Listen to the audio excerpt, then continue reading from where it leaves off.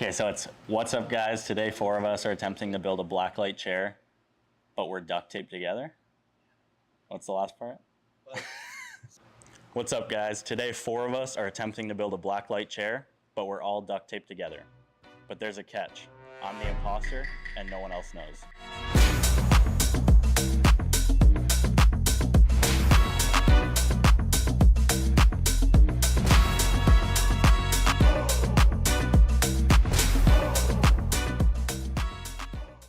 All right, ready? We'll get this done in like 5 minutes. Let's do it. Alright, bye. Let's go. Just throw the garbage. I'm gonna use your. Oh, no, that's a bad idea. Yeah, do you need this? Yeah. Okay, who's doing wheels? You guys? I got wheels. Okay. I think a wheel rolled. I'm missing one wheel. Okay, wait to get the bolts off that. So let's do that first. Oh yeah, sure. Here, I'll do this side. Does the chair have to have every wheel? Probably. Dude, are you unscrewing these with your hand? Yo, can you give me that? Yeah. Actually missing a wheel. It's crazy. How are you missing a wheel? I don't know where it was. You're not missing a wheel. All my life, you're not missing a wheel. Alright, it comes with 5 wheels. How do you lose one? What's there? Where? No, that's not a wheel. Chair. That's the chair. I'll work on the other parts first. Tell you what. Here, want to try and open these? Yeah, there we go. There we go. I bet. One glove for each of our nails. Should I dump one? Wait, where'd the Allen key go? Yeah. You have the key? No. Where'd it go? How'd you lose the key? I didn't lose it. You had it last. No, I gave it to you. No, you used it last. For what? I loosened mine. I gave it to you. I just did it by hand. You did? Yeah. You good? Yep. Where's the We're box? missing a wheel? Like what? With box. What are we doing? Dude, when you gave it to me, the bag ripped. No, the wheel's in here. Catch. Oh. Okay. I'm moving over here now. Thank you.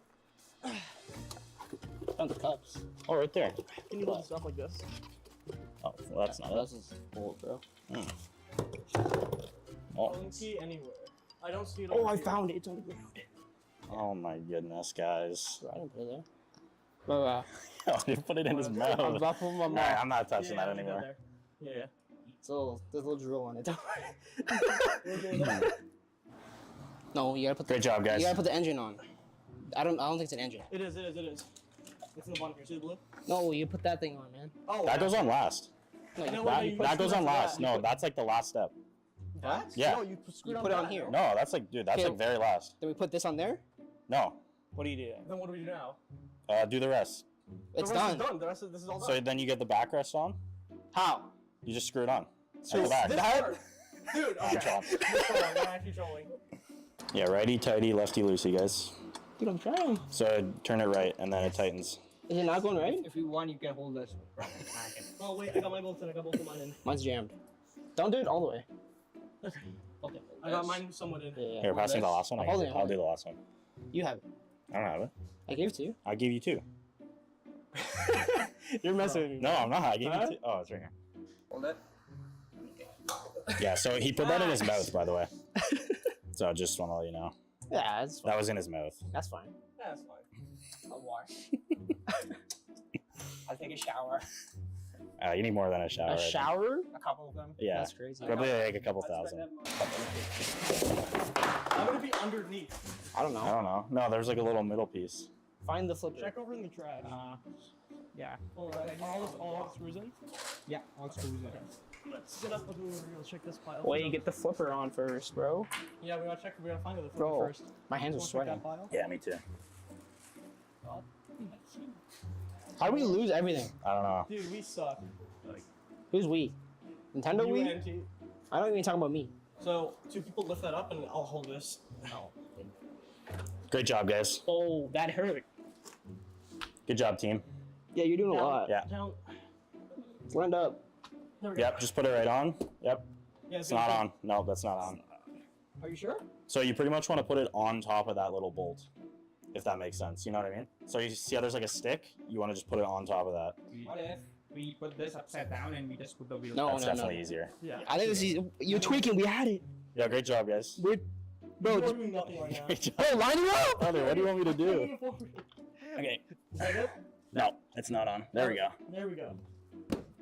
All right, good enough. Lift it Next up. step, Okay, test lift it up. Test it. Oh, Why are you sitting on it? Tiny. we have to test it. It's gone. There we go. All right, sick. Do you have to get the bolts off? Yeah, side we down? did. Okay, let's throw it on. Line up. That's it. We can't. Don't. We're gonna do this side first. No, just pull the lever. Are you sure? Yeah. All right. Woo, scary. Can we angle it more towards me, like inwards? You angle it. I have mine lined up. You angle yours. Okay. I need like that. Okay. Lift it up. A little more up. A little to the left. A little down. Holy. Good. Okay, hold on. I'll angle it. You just keep it in place. Okay. Okay. Keep that in place right here. Okay. Don't move it. They said. Oh, they got it worse. Yeah, because they can't like hear. Okay, bro. Yeah, right. Yeah. We have 4 sweaty dudes in here. Wait. Brad is the one who's moving it. I'm not doing anything. Bro, hold it. I'm not doing. Hold it. Okay. I'm using my head to hold it. I can't do much more. Okay. That one's like screwed in. Screwed in. Oh no. That's not screwed in. Dude, it's stuck. I can't do it. Oh anymore. my goodness. I mean, once That's fine. the side is not Alright. gone, that's fine. Bro, don't shake it. What are you doing? No, Yeah. that's not true at all. All right, next bolt. Someone give me a bolt. Yeah. Yeah, you're closest. It's either there. Give me a bolt. Not here. What do you? Dude, did you? It's in here. Well, how did it get in here? What the hell? Why do you have it? It was in this. It wasn't this. Touch the balls. Bro, come on. Okay, mine are in. Everything's Where's the Allen key? Where's the... I don't know. It doesn't feel very secure, guys. Well, we Yeah, tightened it yes. with that. the Dude, it's like. we need to tighten it. Brother. down, like, I hate doing that. Oh, my bad. Good. All right, wait. Turn it for a sec. One sec.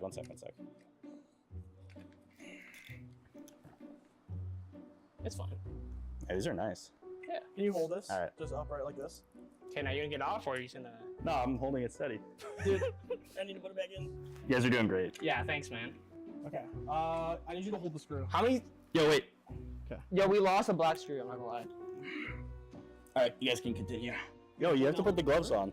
I'm not gonna. Get the gloves. Here. Wait, I gotta grab these gloves, guys. Dude. Like, grab- lose, I got the left I'm one. gonna lose Hang on, I need the You're gloves. so lucky I got the black screw. Here Thank you you. go. Here you go. All right, you guys can continue. Sorry. I want to be safe, man. I need these gloves. Yeah, I'm gonna sweat out of this. I think. You want one? No, I'm good. True. We don't have the black screws. You guys lost it. We lost it. You lost it. Dude. It's one per side. You don't need to grab both if you're doing one side. We lost the black screw. Wait, grab this piece of duct tape, unravel it. No, we got this. I might have a solution. What's your solution? We open another box and get the black screw. Dude, we're cooked. There's no black screw. It's here. Oh, what a keen eye this guy has. Good Oh, you job. found it? He's like an owl. It's not bad. Good chair, Yeah, huh? like that. Yeah, be good. I'm actually getting trolled. No, you guys are not getting trolled. Don't worry, you're fine. It's only 2:16. Like, you guys have so much time.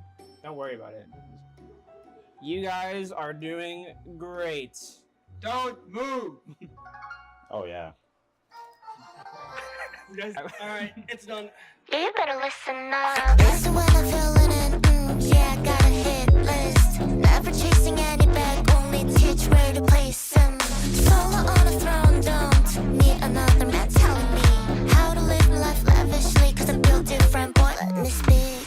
Try but tiny, but you take it to the main dish.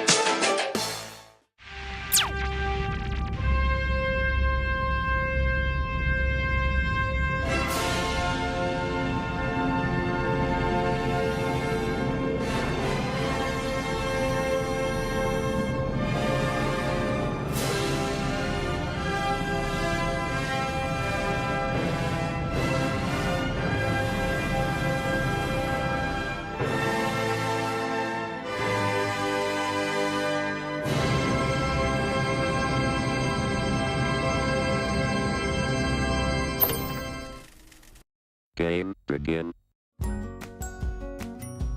Off-seas, we've been around for about two to 3 years now. We started during the pandemic. We started with virtual tournaments, getting students, from across the province to be able to play together. One of our short-term and long-term goals has been to, provide an opportunity for an in-person event. We actually have teams coming from all over the province. Some of the other titles that we've supported through OFSI has been League of Legends, Smash Brothers, Valorant. So we of course have Rocket League, and our most recent one will be Minecraft Education. So we try to choose whatever title our players want to play. So as long as we have demand for a title, that's the title we go with.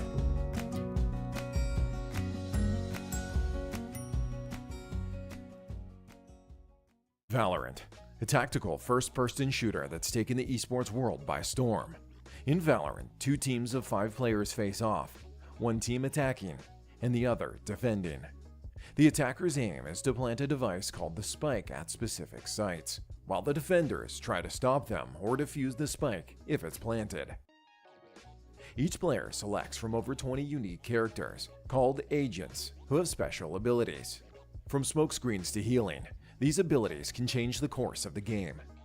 Teams switch sides every 12 rounds, with the game coming to an end when one team hits 13. If the score is tied at the end, the game goes into overtime, where teams must win 2 consecutive rounds to secure victory. The key to success is strategy, teamwork, proper use of your abilities, and pinpoint accuracy. If you watch Counter-Strike, a lot of these terms may be familiar, but if not, let's break down some terminology you'll hear during a Valorant broadcast. Jump spotting, when a player quickly jumps around a corner to gather information. Peeking, quickly exposing yourself from cover to take a shot at an enemy or gather information. Trading, when teammates take turns engaging enemies, with one player entering a fight after another is eliminated to maintain pressure and numerical advantage. Entry fragger, the player who typically initiates a push onto a bomb site or objective, usually the first to engage enemies. Flanking, a tactic where a player maneuvers around the enemy team to attack from an unexpected angle, often catching them off guard.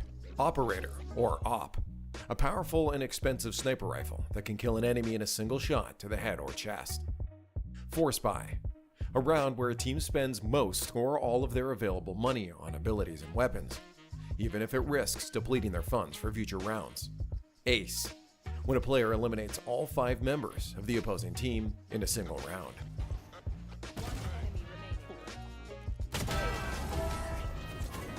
There are many more, but we hope this helps you follow the chaotic battles of Valorant.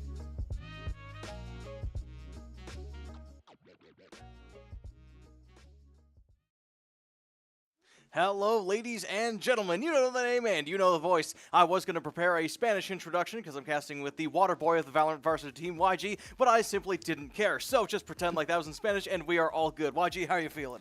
Pretty good, pretty good. How are you doing today? Honestly, I'm doing quite good. We got a lot of different stuff we got to talk about today because we also have a pretty big match in terms of varsity Valorant because if I'm not mistaken, Conestoga is going to be going head-to-head with the reigning champions of this division, UAlbany? Yes, UAlbany. Yeah, there we go. Out of New York, the Great Danes are going head-to-head against the Condors, and both of them are 2-2. Speaking of, let's take a look at these standings.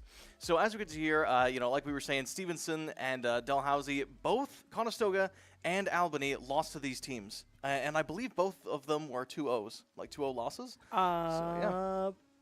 The one for us was a 2-1, but a little closer where Dalhousie had to come back, but Stevenson's just been dominant across every map, every match. Yeah, they certainly have, but I feel like Conestoga is also going to be quite dominant here.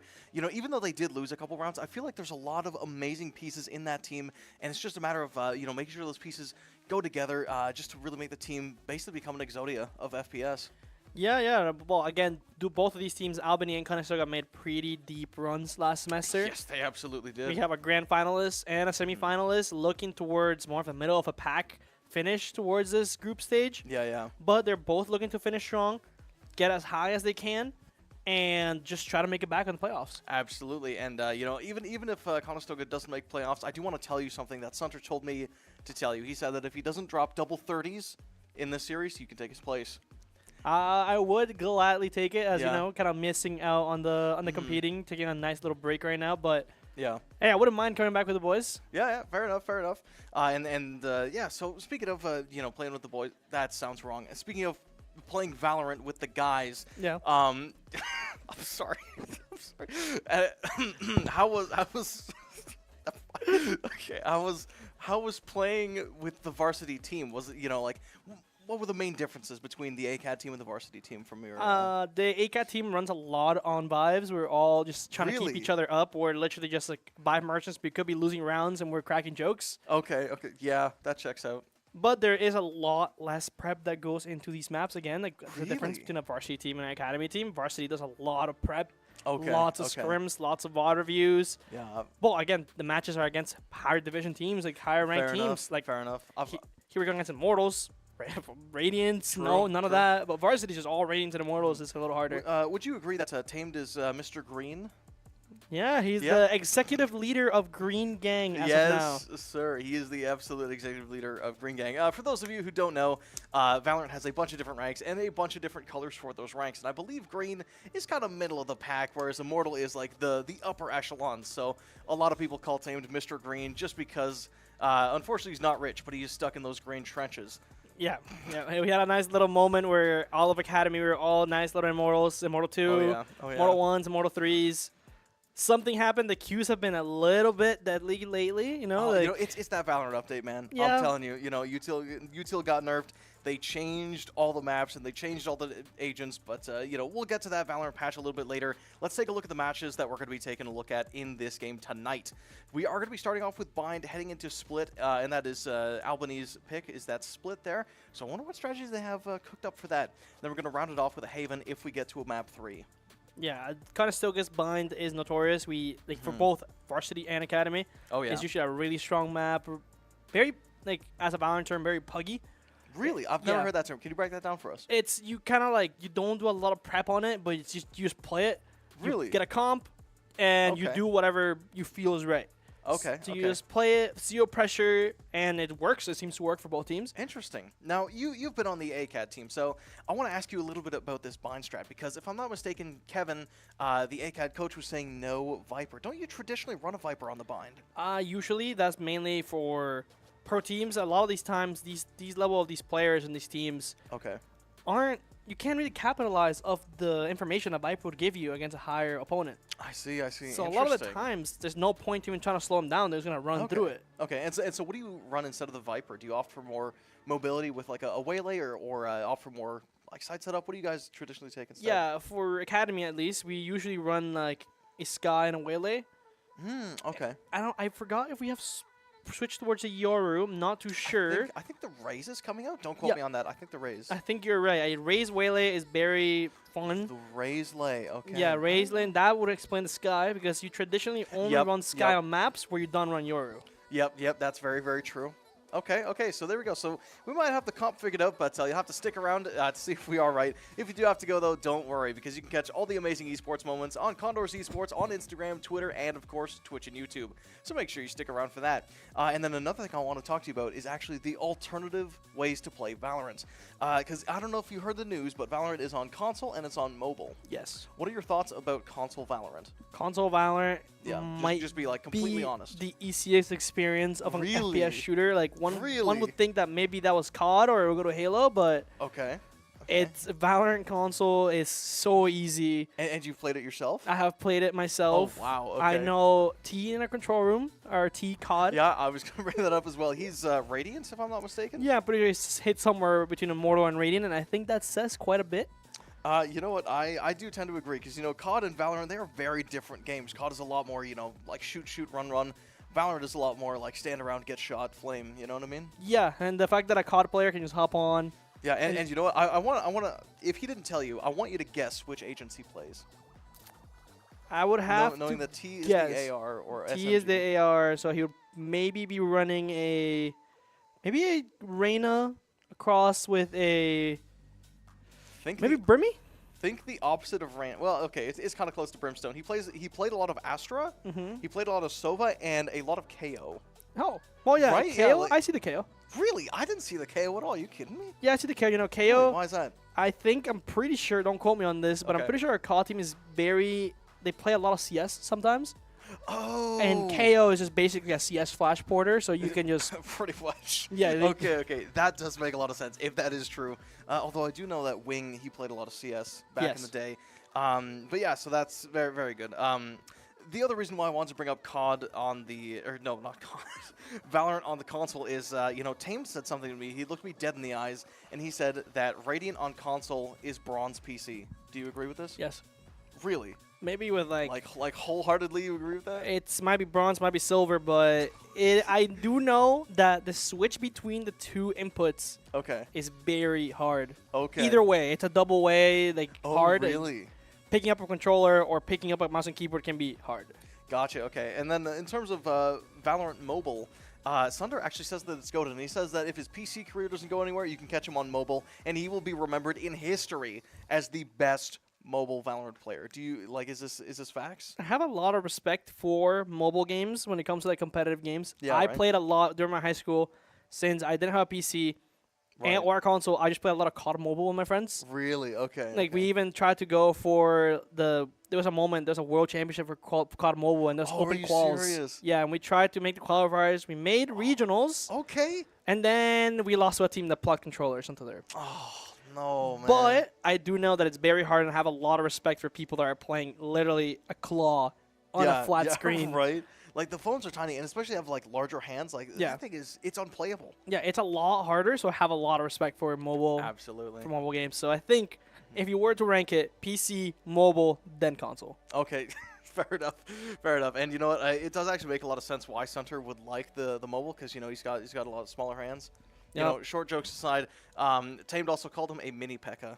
He said that we do call him that because he is a strong one. He's really strong, actually, in the gym. So okay. We call him, you know, he's short, but he's strong. You know, the mini P.E.K.K.A. packs a punch. That's not what Tamed said at all. He just called him short and fat. Okay, yeah, no, I walked in the hub today, and the first thing that I hear Tamed, he turns to Sunder. He's like, dude, you're built like the mini P.E.K.K.A. You're short and fat. So he just had no response. He just started watching the TV. Yeah, he just took it. Oh well, you know. He just took it. So I'm here to free up the space. It is because he is short, but he packs quite a punch. Okay. See, With him, I think he's trying to go for 245 on the bench. I think so. Like, see, I knew go there was Sunter. Yeah, right. Like he's doing more than I am. Great stuff, Sunder. If you're watching this back, you go, man. You tell Tamed what's up. Hey, actually, you know what? Do you know if Tamed lifts anything? I know he lifts, but I do not know exactly the number. As we see him on screen right now too, he is kind of diving, just getting locked in. Maps are gonna be going kind of insane because this team, Albany, is the complete opposite of our squad.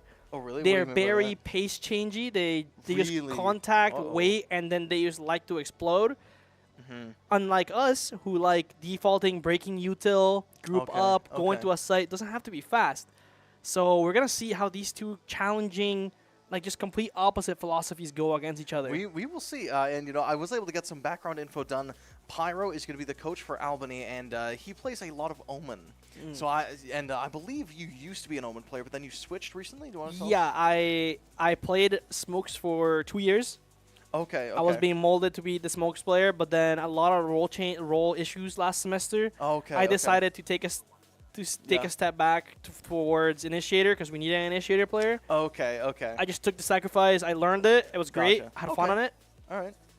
And yeah, Omen is really strong if you know what you're doing. I wish I could have continued playing Omen, but it worked out for us in the end. All right, okay. And do you think we're probably going to be seeing the Omen on Bind? No. Really? You don't see the Omen on Bind?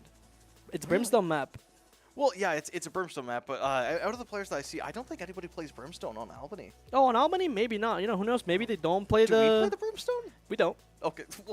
Well, we don't play. Again, it's a pug. It's a we play it very puggy. I got you. We play the Clove actually. Really? Which actually, I don't blame you for that. I'm not gonna lie. PaperX has been running the Clove like everywhere. It's spread like a plague, man. Like it is all over the place. Yeah, Clove is very weak when it comes to the smoking itself because you literally have such a small window to take the space you need. Yeah. You get stalled at all, and your smokes will be down. Yeah. They're also the smallest smokes in the game. Really? They cover the least amount of space. Interesting. Okay, so then who has the largest? Like Astra, I'm pretty sure. Okay, yeah, I guess that makes sense. Astra has the longest smokes, the biggest smokes, and Brim has the longest smokes. Right. Yeah. Don't they last for like 6 seconds? 16. 20 seconds, I think, at Brimstone. I was like, okay, I was way off. And you can't see anything inside of it, too. That is correct. Yeah, no, it's basically like a budget Omen blind. I'm not gonna lie. Essentially. And then like this is completely unrelated, but one thing Tamed wanted me to ask you is, do you think Sunter is hitting Radiant? He is Mr. 448.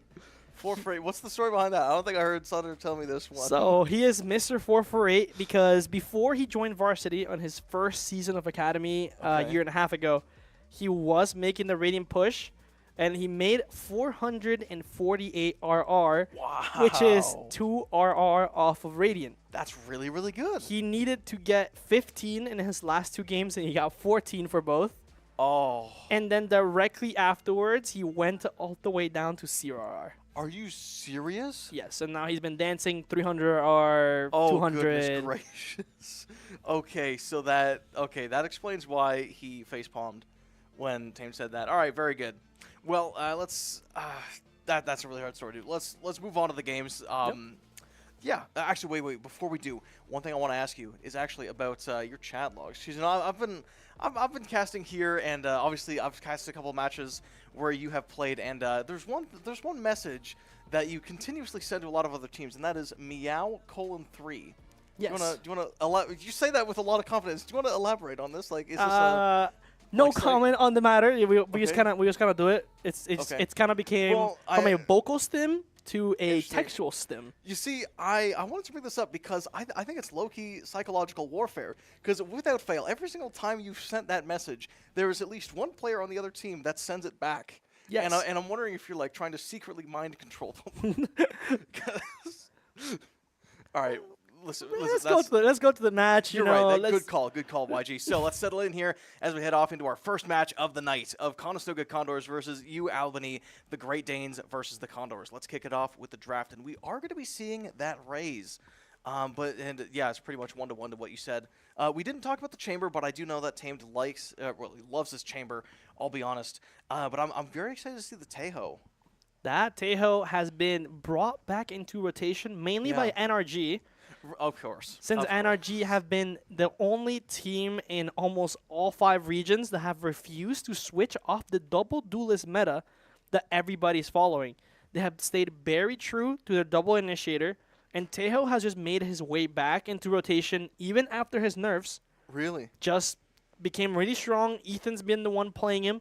Yeah. And the stall potential that the enemy team from Albany has right now, the Brim Molly, double salvos, tethers, slows. There's a lot of post plant there. Wait a minute. Yeah, you're absolutely cooking up a storm here. And you know what? I guess I'm going to eat my words. I didn't think Pyro played the Brimstone, but I guess he's going to be whipping it out for this one. Yep. But yeah, I really do like the Brimstone on this map. Like you said, it is a Brimstone-centered map, so it's not too surprising why we do see it. But when it's attacking, I mean, obviously there's some smoke lineups, but when it's defending, how do you usually play the Brim? The Brim is mainly using entry denial. As you can see, we have a raise and a waylay. Right. One molly, and you can deny the entrance from one of the sides. So if you hear, for example, they're coming out along, you molly long, and only those 2 people can be out. So you can isolate these fights, and the molly does damage. It absolutely does. Is it 13 per tick? Something like that, but the ticks feel like they go every 0.2 seconds. It is. Melt quick. It is a ridiculously strong molly, and you know what? I think that's just you know, a little bit earlier you were saying that KO was the kind of the CS port. I feel like Brim is the CS character. Yeah, he's got the smokes. He's got the molly. He's got the super molly as his ultimate. Yeah. So we'll see. We'll see if the CS pro can rock some Valorant kids. Yeah, and there we have it. Pistol round coming online, with Albany looking to be leaning more towards a just 5-man straight up 4-1 split towards B site, and we are doing the complete opposite. Fighting both extremities. Okay, so this is going to be slightly worse for Conestoga because they do need to defend, whereas Albany, 5 stacking is much more in their favor. We'll see how this plays out in just a second. Yeah, hopefully Tamed is able to get his shot off and TP away. No information from Hookah. Really? And now we have a 4-1 dogging into Hookah. We have full control. Tamed takes a shot, TP's away. And Albany is all over this bomb site already. 10 seconds in. And Albany have free bomb site and the rotates have to come through. Oh, no way. They're just planting right off the... It's been like, what, 10 seconds? Yeah, 10 seconds instantly. Okay, well, Conestoga's going to have to play retake here, whether they like it or not. And no flanks to come out either, so they're going to have to really think outside the box. The Molly comes through to slow down, but the nade let the 1 HP, a kill from Tamed onto the Waylay. And now the flood from CT has to come through. The dash, we get one, we get a trade. The team gets 3, and now Sunter 4v1 all up to the Tejo. He's gonna fall. Sam takes him down. Perfect textbook retake from the Condors, making it 1-0. That ended just as fast as it started. I'll be so honest. Yep. Wait, are we defusing here? Like, what's going on? I Yeah, don't know. we're letting Tame have it. Okay. Wait. Did we lag out? I think we might have had a... I did see some of our players, like, move outwards. I don't know what happened. Oh. Whoa. I think it might have been an observer glitch that we have going on. Okay, so then ignoring the spike, let's try to break down what happened in that retake and in that push, because there was a lot of stuff that happened very, very fast. You know, we saw a 5-man push from Albany, which I don't think Conestoga expected, and we did see that Sky kind of rotate away from the B site. You know, probably not to their detriment, as it looked like they maybe should have stayed on that B site.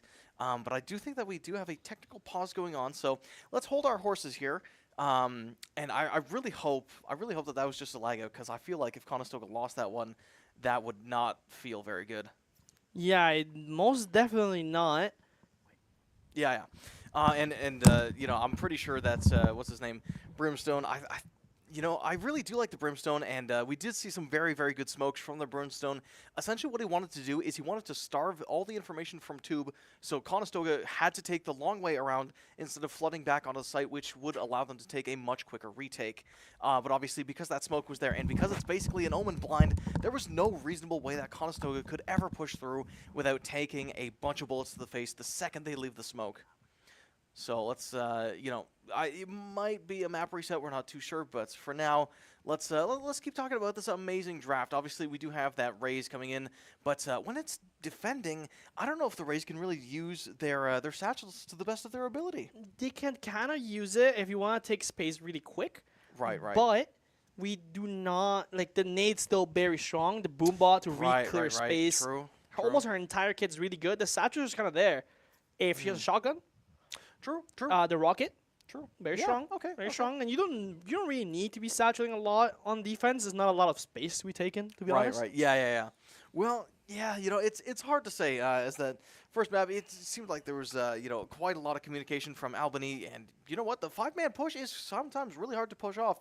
Really hard to pull off. But one thing that I really do like about their strategy is they actually opted to not go for long, probably because they saw the Sky and they're like, okay, what are some of the most common flashes that a Sky does? And it's always that bird down long. So I really like the decision to kind of split over towards the hookah. Once they heard that bird starting to fly out, they were like, okay, that's fine. Take the knives out, give up the space, and just fight hookah. And it worked very, very well in the beginning of the round, because obviously they got that plant down in record time. But I feel like they weren't spread out enough, and Conestoga was able to just fight them head on because they weren't really spread up, right? There weren't a lot of different angles that Conestoga could shoot at. So Albany, they kind of fell. They kind of fell through, and I'm wondering if they're going to be pulling the same strat on the next round once we get into it. But I wonder if they're going to be hitting showers, because you know, as you're saying about the Raze with the shotgun, I feel like you can't push through mid, especially if you lose that pistol round, because you don't have enough money to buy the armor, you don't have enough money for the blinds or the smokes that would be needed to counter that Raze. But on the side of Conestoga, the Sky Dog as well is very, very potent for clearing out showers, because even though that dog does have reduced vision, showers is a very, very claustrophobic space, and that dog can see everything.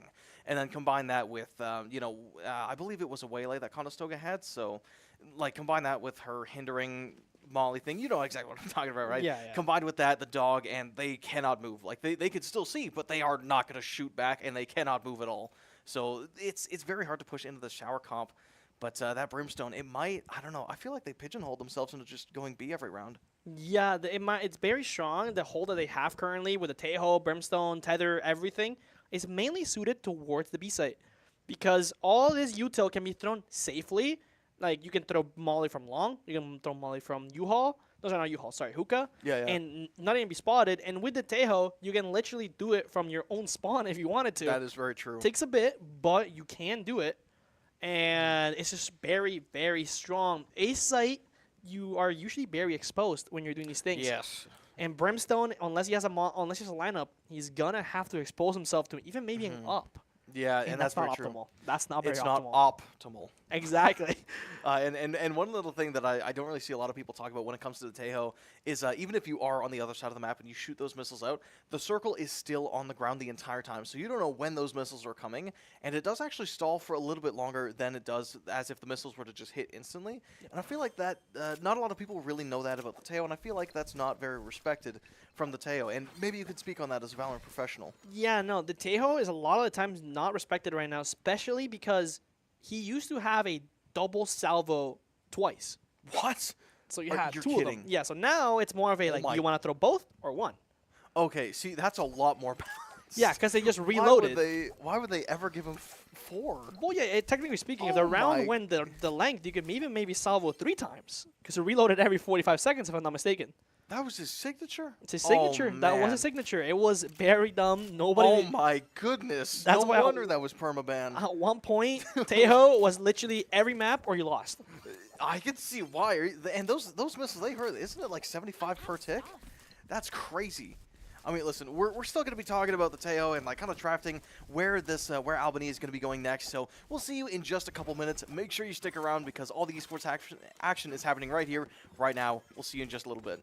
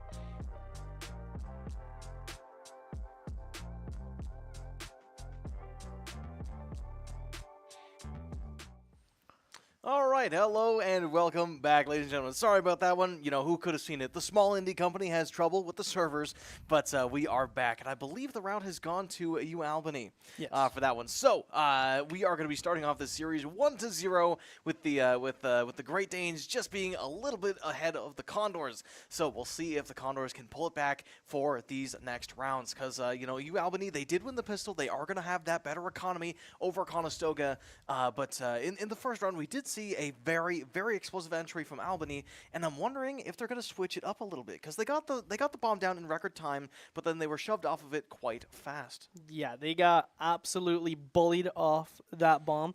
It was a very good retake from the Condors, literally only losing one player in trade of 4. Yeah.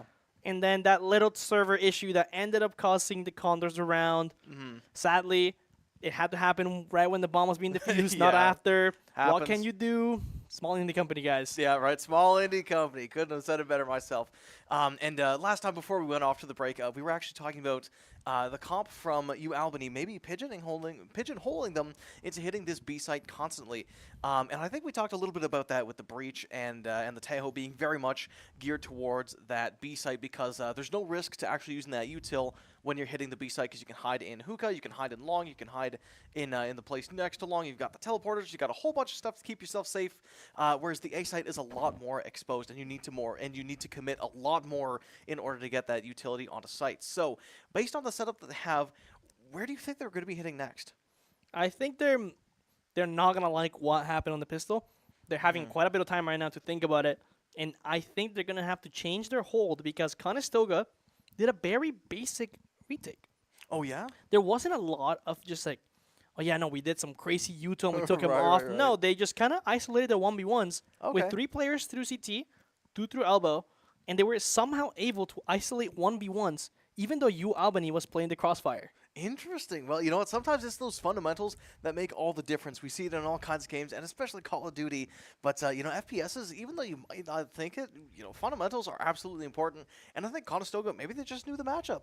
I don't know if Brimstone is the most popular character in the world, but I do know he's quite popular on the bind. So maybe that's why Conestoga had that knowledge gap and was able to overcome that despite all the crazy smokes that Brimstone has. Yeah, Brimstone and Bind go hand in hand. It's literally his only map. You'll never see a team play Brimstone outside of Bind. Yeah. He's just very strong on Bind.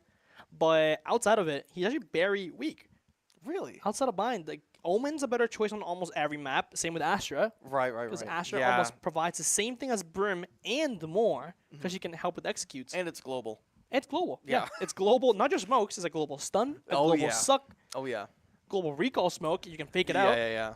But I do think that the Brimstone makes up with the raw damage, because, you know, Astra, she is not known for her damage, whereas that smoke or Brimstone Molly chunks a lot. I think it deals 13 to tick, and it ticks very, very quickly. So you know what? I think for the less map that Brimstone covers, he absolutely makes it up in damage and utility with that stim.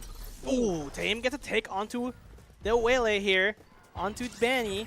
And now UAlbany going for the exact same 4-1 split. Tame is getting absolutely jumped, dancing through util, but the side smoke comes through. He will fall. Fast flood coming out of the Condors. The damage. Oh no! It's the Stinger going crazy. Oh my goodness! Clue going for crazy, but falls. Albany runs it back. On the way. Claims all 5 players, but we get 2. Not a bad eco. Now, equal economy. Now the rifles in favor of Conestoga. This is a must-win round to regain the tempo that was lost from that pistol glitch. Yep. And wow, like that was such an explosive entry, and the Stinger was putting in work on the Waylay. I was gonna say traditionally you see the Waylay on the Bucky, but I'm surprised that they opted for the Frenzy. Any ideas why that could be? Just probably a little bit of a save. Just still maybe a little stunned still from whatever happened from the break. Perhaps. And something I was gonna say too with Tejo, an update that came through with him. Yeah.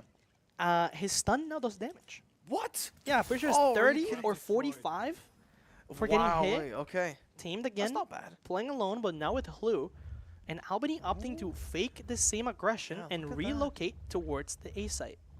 Interesting. Okay. I do like the switch in plans, but I feel like maybe they've cut noise for too long, and now Conestoga, they're going to need to push up and figure something out. Sunter's going to do a little bit of jump spotting, but, you know, with with that chamber having an outlaw, I don't know if they want to keep doing that. Yeah, and again, they free repump towards A, but all the rest of the Albany players, the pack is moving towards B side again, whereas Tamed and Hlu alone. Tamed sees the Waylay entry, will not pick him off. He's forced to give up the site, but now we have a 5v5 retake with weapon advantage still. But Albany getting ready for a 3-man, 4-man flood of this elbow side of the map, and Hlu will spawn all of them. They have to give it up. The pack comes through. Shotgun available for the side of Albany. Sunter claims to. Tame gets the third. And now a 2v5 retake. Only a Sheriff and a Spectre available. Sunter gets the third. Molly pop. And the player will fall flawless round from the Condors. Call in the firing squad. That fight over tube was deadly. Let's see if Conestoga can actually defuse the bomb this time. Last time there was a little bit of trouble. They might have it. Don't count it out just yet. Oh, wait. We're switching diffusers again? What's going on, Sunter?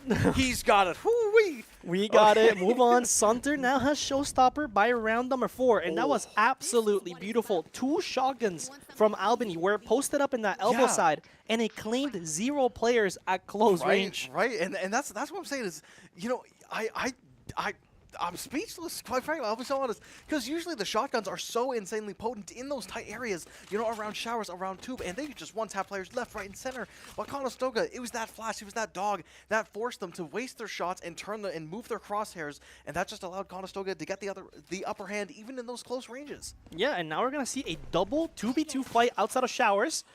Brim will try to take this timing into the smoke. Sunter with this spam claims. Right in the peak, he whiffs Pyro. Sunter, Showstopper, sits him down with a Showstopper. The timing is completely useless from Brim. Another hinder from Waylay, nothing to entry. Waylay might have used her TP back and the hinder, and is just gonna be a sitting duck. Hlu will catch the Waylay. Whiff comes through, gets the pick. 4v2. Hlu knows a player hookah and another one long. As he takes the pick, Tame gets the other. 3v1. He is stuck in Garden. I don't think he can really do anything at this point. He's got no duelist. I don't think he has any util, and he's got the spike. Low-key, I think you just try to hold this space for another 50 seconds and try to save that gun, because I don't think their economy's doing too hot. I'll be honest. And Hlu, he doesn't have any util either, but I feel like with a few rotations, they can easily flush this guy out. Oh, this is gonna walk right into one. No way! Okay. And Hlu sits him down. 3v1, not possible. 2-2 for the Condors, regaining that confidence of that pistol round. Nothing has happened, and now Albany are forced on a save round here. Now, you know what? I do want to bring it back for just a little bit. Probably my favorite play of the game was that Showstopper from Sunter. I felt like that one was personal. I'm not going to lie. That melee, the melee Showstopper is a little devious. But at the same time, when there's a smoke down, you can't risk it. Because Albany, they have been known to stack so many members on the same site. So I wouldn't blame him if he thought there was maybe a 5-man rush coming in through shower. So I can absolutely see why the Showstopper was used. But man, I think that's the closest Showstopper I've seen. I think that might have been to set the tone of the game, just reset it back to what we're seeing now.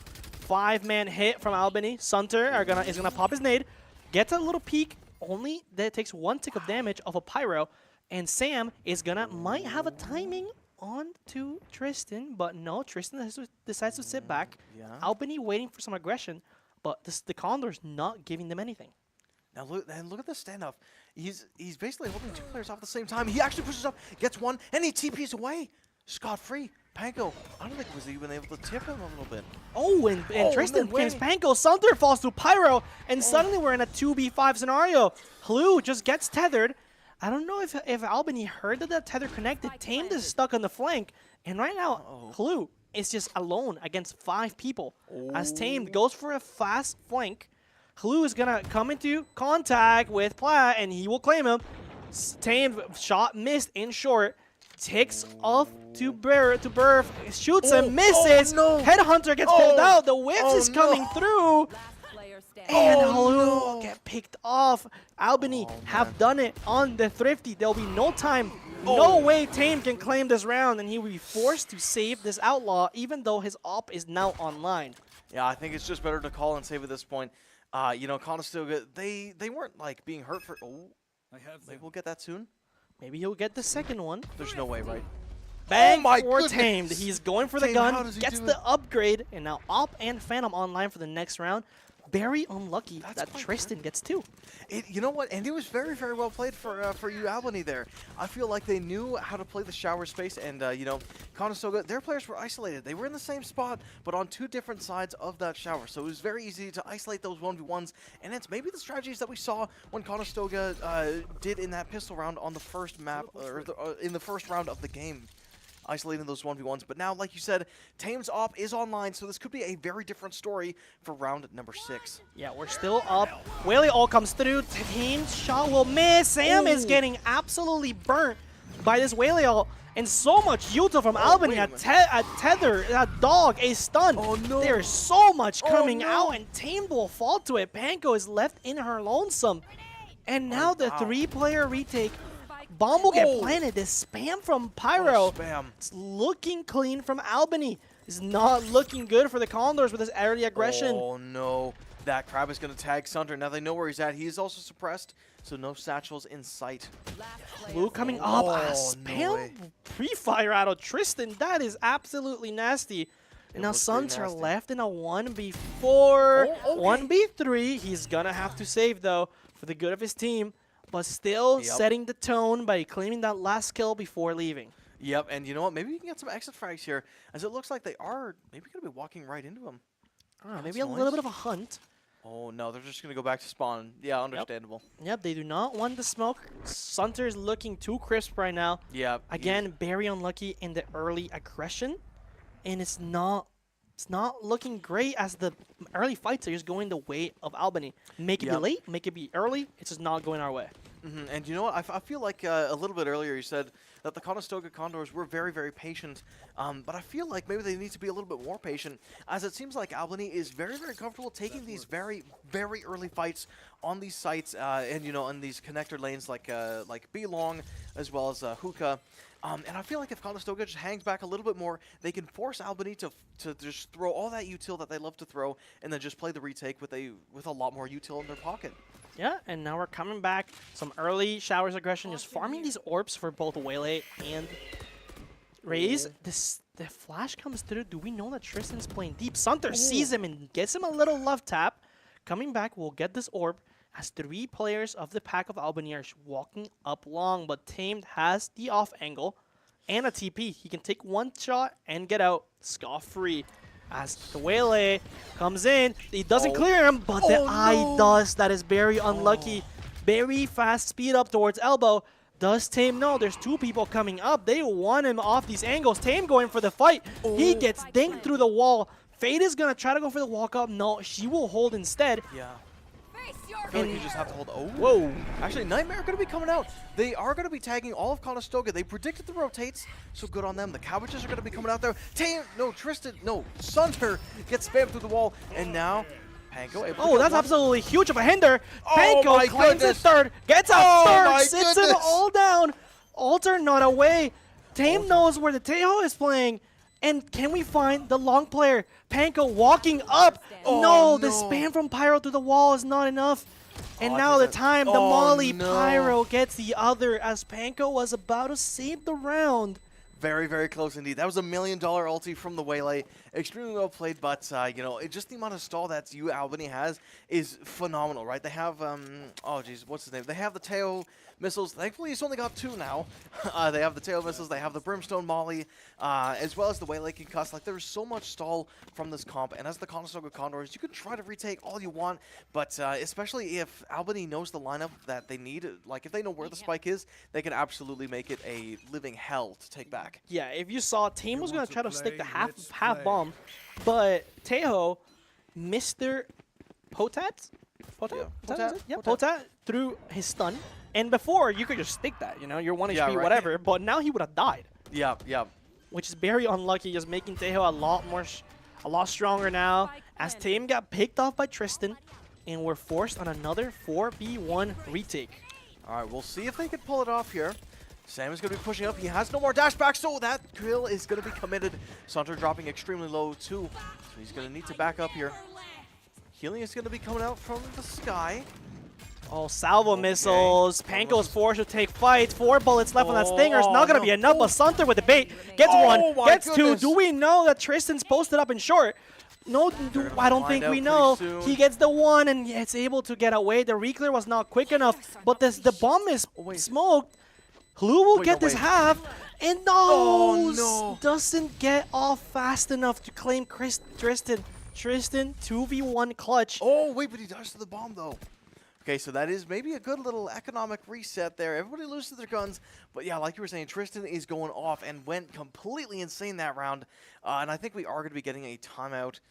For the side of the Conestoga Condors, I feel like Kevin is maybe going to tell them, slow it down a bit, guys. Every single round that they've played, they've been pushing up as 5 members, and they've just been being explosive just before sight. So, you know, maybe hang back, let them take that space. But I feel like the Showers fights have gone very much in favor of the Condors, so maybe he's going to tell them to invest a little bit more util to guarantee that space, and maybe even get a flank going on A long. Yeah, again, these early fights are not going our way. You know, like almost every round, we're down to a 4v5, 3v5, where the rotating players from the opposite site are left to try to hero the round out and are forced to be good for 2. Yeah, very, very true. And you know what? I think that's just the nature of the attack versus defense. You know, even though Bind is a very, very good map for rotating, like you can get around very, very quickly because of those portals.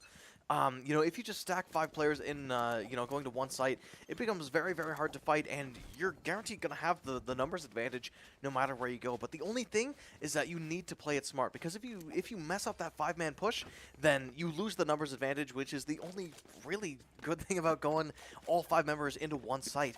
So it's all about how Albany plays these pushes, and so far they've just done a very, very good job.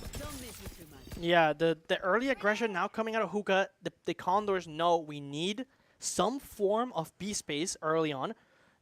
If we just let them walk up Hookah and Long, they're not going to use any util, and Albany has so much of it to take these sites. So we need to start making them waste some util early on. Right now, they are at least got the Tejo drone out. Now we need to start making them use some dogs. Because after that, their waylays go. Oh, the dang Sunter holding the pace on. Tame gets another.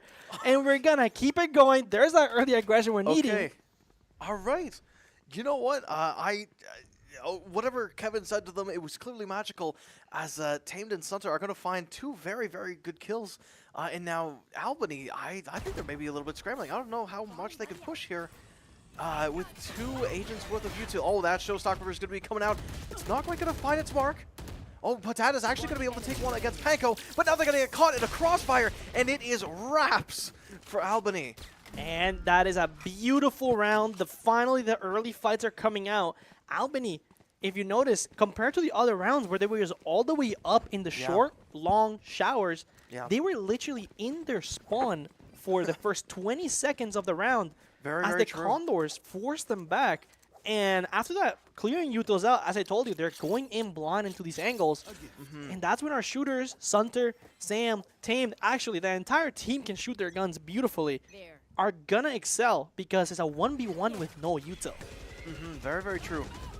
Speaking of the util, we're going to be seeing quite a lot used over here. Everything is going out here. They're going to be trying to find this Tejo. He's going to get gunned down immediately. He's hindered. He's blocked. He's blinded, and he is turned into Swiss cheese. Panko's going to find one over in Showers, I believe. Yeah. And, I mean, I just don't know how they advance. Another 5v3, but Sam gets caught. The smoke goes down in Showers. Very unlucky. 4v5. No, sorry. 4v3 is doable. Flu will fall to Tristan. And we're just taking too many fights. But look at the amount of information Tamed is gathering, being all the way down. Look at this flank. He knows. He hears them. The players are running, and now he has a timing. But does he know about the third? He knows now, and will get the bomb. Perfect time making out of Tamed. Now Albany is forced to re-clear him, and the players, Panko and Sunter, can just come back into sight. They will beat the Albany players, and Tamed still has all of long control. And look at this. And look at this. They're both going to push out at the same time. So now they have twice the amount of space. They have 3 times the amount of space that they need to clear with only one person. And they're going to go down extremely fast, just barely getting that plant in. And now Conestoga, historically, they've not been the best at defusing the bomb. We'll see if they can stick it now. We and got they it. do, in fact, get it. Okay, that's now 2-1 for bomb defuses, which is a great step up. But yeah, this economy, it was looking very much in Albany's pocket, but now maybe not so much. And especially Tristan, I believe he had 8,000 credits one round. Now he's back down to 1,200 to his name. So he's gonna have to pull out something. He's kind of close to that op, so I feel like that might be a good saving grace for him.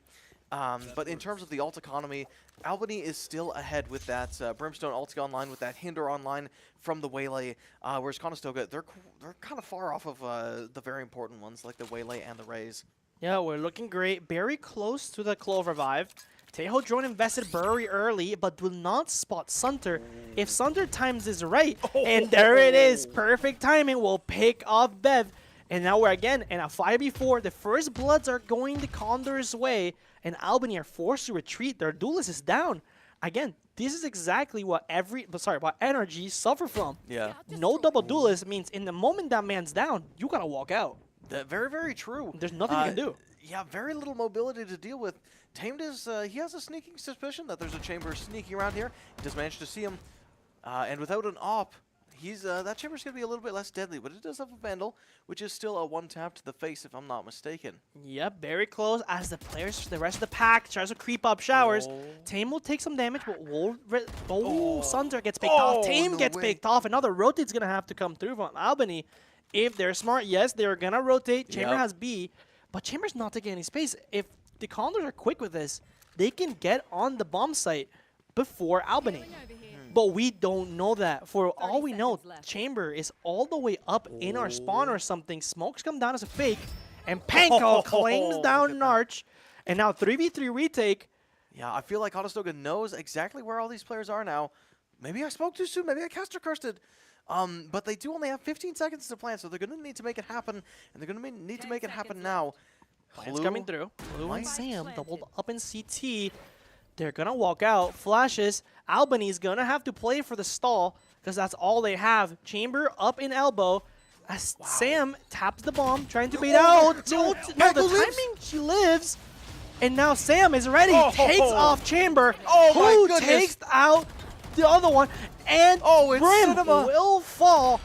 And the Condors will have time. Wait, do they? Wait, do they? Let's see. At this point, just tank it, man. Start blowing on the spike. There you go. Time is Blow on the there. ball. Get it out. Extinguish it fast. Get it out of the way. We're good. Giving the bomb to Blue. No, we're fine. We're fine. Getting our cabbages online. Yeah, it's good. You know, eat your vegetables, right? You know, that's how Popeye got strong. Maybe this is how Conestoga is going to get strong and swing these rounds back in their favor. This is the last round in the half, so we'll see if Conestoga can go even. And if I'm not mistaken, this is an attacker-favored map. Yeah, the attackers can just play with the defender's feelings a lot since the rotate is very slow. Like, well, not very slow. It takes a long time because it's only 2 minor choke points on each site. It's very small doorways that are very exposed to both of the enemy entrances too. So you can be getting held at any point. Okay. So, you know what? Honestly, for what it's been, I feel like this isn't too bad for Conestoga. They will slot this operator into that B long, which is going to be quite deadly. Oh, no way. Tristan is actually going to be winning the chamber duel. Now Conestoga is going to be down in numbers. Smoke and drone committed, as well as the Hinder. Not quite going to hit anyone of Conestoga, but that does clear the entirety of Tube for Albany. They are going to be getting the spike down promptly. Yep, 4v1. Sunter announces the flank. As Sam has all of hookah control. Again, all of this stall still available for this side. Nice from Sunter. The op is getting no value this round. Both chambers down. But Albany, happy to play on the bomb site. The dink comes through, but the players fall. And it seems like it's gonna go side of Albany. 5-7.5. Not too bad. It's not bad. All right, you know what? It's, you know, for what it's been, that's quite good for Conestoga. Let's take a look at these KDAs so far. Sunter is going absolutely bonkers. 14 and 6 already. Tamed as well, putting in the numbers 10 and 7. And then if we look over on Albany, it seems like they are much more focused on that utility. But one strategy that I really like that hasn't really been done is one player just getting nothing and giving another player a gun, and the player that they give the gun to just gets all their util, and as well as a light shield. I really want to see more of that strategy, but I feel like it's just not done enough. Yeah, I don't know. Like very it's hard super to say. duper risky, but It is if, very if you hard. can pull it off, like you can guarantee someone gets wealthy like extremely fast. Yeah, you're right. You're right. Well, let's see. Coming into this round, a very hard stack with a lot of stall. And the other side of the map, very fighty from the side of Albany. The fighters on one side and the stallers on the other, as literally every piece of stall util for Albany is on the A side. Yeah, we'll see if it works out for the Condors. They're going to be able to push up. Blue is actually going to be able to get the plant off despite being marked. Oh, there's a gap in all the util, and the bomb will get planted. As Okay, not bad. Potat keep the U-Haul control. It's going to be a 5v5 bloodbath deathmatch on this bomb site as the util starts running down. Sam, will he see? Yes, he picks off one, gets traded by Pyro, and the trade zone come through. Sunter falls. Willie recalls, Potat's available, Tame gets Tristan, and all three players from Albany are coming out of shower. Panko gets one, Panko gets two, oh my goodness. Tame gets the other, and we have a nice little 6-7 score. Man, you know, it was really, really good up until that moment. Sometimes I wish I could just cut your mic off, YG. That was such a beautiful moment. You can't just appreciate what Conestoga did there. That was a fantastic retake nonetheless, but you know what? Because it was that good, I'll give it to you, all right? 6-7, you know, throw up the hands, do whatever you got to do, and we'll try to move past and make this a 7-7 with the Condors maybe pulling ahead here as that Outlaw is going to be coming out from Tamed, and I feel like he is not the player that you want to have with that gun, especially if you're going up against him. Albany taking a very minimalist buy, which I really do like. And a 4-man crossfire on showers. If the Condors are not able to recognize this, they're going to walk into a bloodbath of right clicks. I actually really like the quad classic setup. I feel like that's not done nearly enough, but it has some serious power. It's ridiculously cheap to run, and it can one-shot pretty much anybody as long as they aren't paying attention. Unfortunately, it seems like Conestoga might have the right read as they are going to be looking to hit this B site. Chamber's going to teleport away, but let's take a look at those rotates that are coming out the portal. 4 TPs. Just get out, guys. Just start running. Both get to A. But the players from Albany are close by, and they might be able to close off those rotates. Panko's aware, and we go through cave. Can Tame find his kill on the... Can she get him? Yes, he can. Gets a dink. But it's able to keep it alive. The trip goes off as Tristan is creeping up on truck. I think they know about the A-Link play, and Tame is going to be holding this with that Outlaw. Never mind. She's going to switch his focus. The grenade's going to be coming out, maybe finding a lot of value. Oh, amazing satchel! What the heck? Perfect blender. Oh my goodness. Flawless round. We're back to 7-7. And the Condors are looking great. What great recognition. What great pivot after just hearing the stampede of players of Albany coming out of the TP. Right, and actually, I want to pay more attention to Sunter here because that was probably some of the best raise util I have seen in a long, long time. He throws the nade out, and then he sees the Brimstone coming up. And at this point, I feel like Conestoga would have figured out that they are all running the classics, and Sunter knows very well he's not going to survive that with no armor at the time. So he uses the satchel to bump Brimstone back away and force everybody else that's pushing up to also be backed up, and then they all die to the paint shells. Yep. Perfect. Almost takes the shoulder off of Tristan off. And again, the fade Narch just happy to stay, just jiggling it off. But if he jiggles one more time, Tame must be able to find him. No, gets a hit onto Tame's body. And there's still the same, almost the same setup, almost the same amount of stall available for UAlbany on A. But Brimstone rotating. And if we make a pivot towards A, this is going to be very hard to hold for the side of UAlbany. There's simply not enough bodies or utility to slow this down. Unless a hero play, unless, what is his name again? Mr. Whaley. No, Mr. Whaley just turns into Aspas, but he has a judge. He's got the judge. He's hanging around the showers. I think he knows there's someone there. Sam, if you can hear me, throw out your concuss.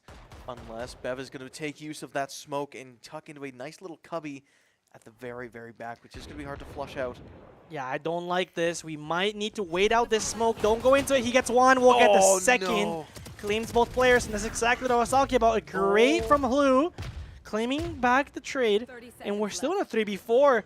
Sunter has control of triple. Another salvo to stall, and all of Albany has the Condors fully contained. Tame is stuck fighting. Will claim him with a ghost.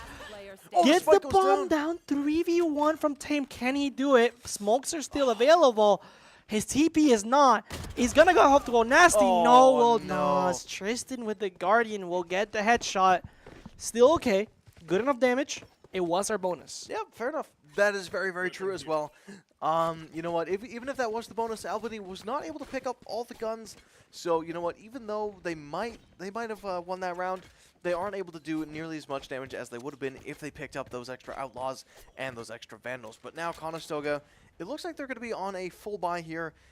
Maybe you consider it a force if you're Sunter, because he does not have a whole lot left in the tank. But Tristan is absolutely going to be decking himself out with that Operator and Heavy Armor combo. Yep, we're going over Oy. here. Buy round coming out. Tristan on his op, getting supported by Narc, and he's just holding it. And we're gonna 5-man go into it, but don't swing into it. You saw the dog. Yeah, he TPs away, and now we can isolate Narc as Tristan's gonna go for a re-swing. Do we know about this? Yeah, a shot comes through. Tristan's completely stuck. He's holding and util. completely obliterated. Santos getting ready to satchel. In the moment that he comes out of the tether, no, he will not. If a TP comes through now, it'll be the perfect time as all the players from UAlbany are over here. Only Bev is left alone on the A site. But the freeze call comes through. No, Panko TPs as a fake. Yes, we're going to come back. I like this. They're just cutting noise. They're trying to see what Albany is going to do to react to this. Yeah. As it looks like Panko is going to be taking back their decision, as it is actually baiting some rotates, as Tejo is going to be waddling his way over to A. Oh, Shots are going to be going out. They're going to fake him out. He's going to be getting his cardio in, rolling back over to this B site. I think we might need some side smokes here, even though it might not come out. But the flash, Tristan gets off the angle. He gets on about 3 picks.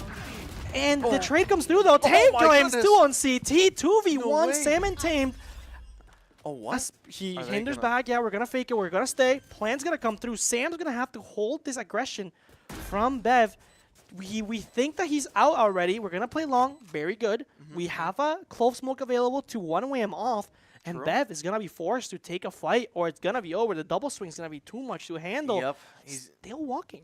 He's got no stall utility in his back pocket aside from his Q, but I don't think that's really going to be enough to get 2 players off of this bomb here. Yeah, the dash going to come through. He has to clear. He's running out of time. Okay. And 2 players playing the stall. There you go. Tame with a massive 3K to reset the round back after Albany got 3 players on the entry. That was a fantastic play by the Brimstone. That stim beacon is absolutely getting in work, and it is going to be giving him that, I forget what it's called, but it opens up the sky. It opens up the sky. It opens up the sky. It certainly does. I was going to make a joke about me eating Taco Bell, but you know, I'm sure you can put the pieces together. I'm not going to say it, but anyway, he does have that in his back pocket, and the Waylay is dangerously close to the hindrance as well. And Tristan, in just a couple kills, is going to have that op online. So we're going to see potentially another couple strong rounds from Albany. Yeah, flash comes through. We break the drone. No, the drone gets some tax, but Sunter sits Bev down, sent back to the lobby as he tried to take an aggressive peek with the Sheriff. And now the dog might spot, I think that spotted Potak, comes into the smoke. Sam sits him down too. And now it's over to Pyro to hold the side by himself. Potat, his gun showed, and he was in that split second that Sam just realized it. Boom, shot him dead, and then, get out of the smoke. There's no way they can counter fire. And Team on the other side of the map is going to be able to find a kill. He's got an ADS for it. Oh, Panko, you monster. Panko. As she requires to be called Bento's mother. Her cat is Bento. So okay. Yep, Bento's that makes mom. a lot more sense. The academy mascot, Bento the cat. Okay. Shout out to Bento. He's chilling in Guelph tonight. Okay. See, I feel like you need to tell me this before you say that Panko is to be called Pento mother or Bento mother. No, she's Bento's mom, bro. Bento's mom. Yeah, Bento's mom. She's Bento's mom, bro. The cat mother. She actually runs a cat mafia in Guelph. If you didn't know. I didn't know that, but with gun skills like these, I can't say I'm surprised. Yep. And if I'm not mistaken, I think Guelph is making a cat cafe, so maybe that's her joint. I've been planning to make a visit. So anyway, we'll see here. As the dog is going to be coming out on this B long. Oh, okay, I don't think. Wait, we left Spike. Oh, yeah, Panko's going back to get the Spike. Yeah, we might need that to secure the round. No, don't worry about that. See, I think what Conestoga wants to do now is take care of this flank because Teo's feeling very, very confident. He is going to be pushing up to the attacker spawn, and he's not hearing any rotates. So he's probably telling his team, hey guys, it's probably still be I'm halfway. Oh, wait a minute. There's somebody with a shotgun in hookah. Yeah, the hinder comes through though. He will get isolated. Yes, there you go. Hlu, the perfect dash away to bait the crosshair. And now only 2 players. No, is it the 3? Yes, we have 3. Brimstone and Whaley invested. Oh. Whaley will fall. Oh, never mind. Hlu gets picked off by that combo play. And look at Teho. Look behind Sunter. He does not know because Tame fell. And unless he speeds up, he's going to get picked off. The Condors are completely circled. No. Sunter will pick off Pyro. Gets picked off by the chamber op. Another pick from Tristan. This op is getting insane value. No. And Tanko gets shut down by the shotgun by a judge. What a heartbreaker that one was. It was very, very close to being winnable as well as Tristan was only at 1 health there. But now this operator is definitely still going to be sitting pretty in his hands. And I think we're going to be taking another timeout potentially for the Condors. Yep. Once again, see what is going to be happening with their attack. Now, I want you to do your best Kevin impression. What could you be saying to them right now? Guys, take a breather. We are losing gunfights right now. Yeah. We're going to try to make an adjustment towards finding up and hitting weak side.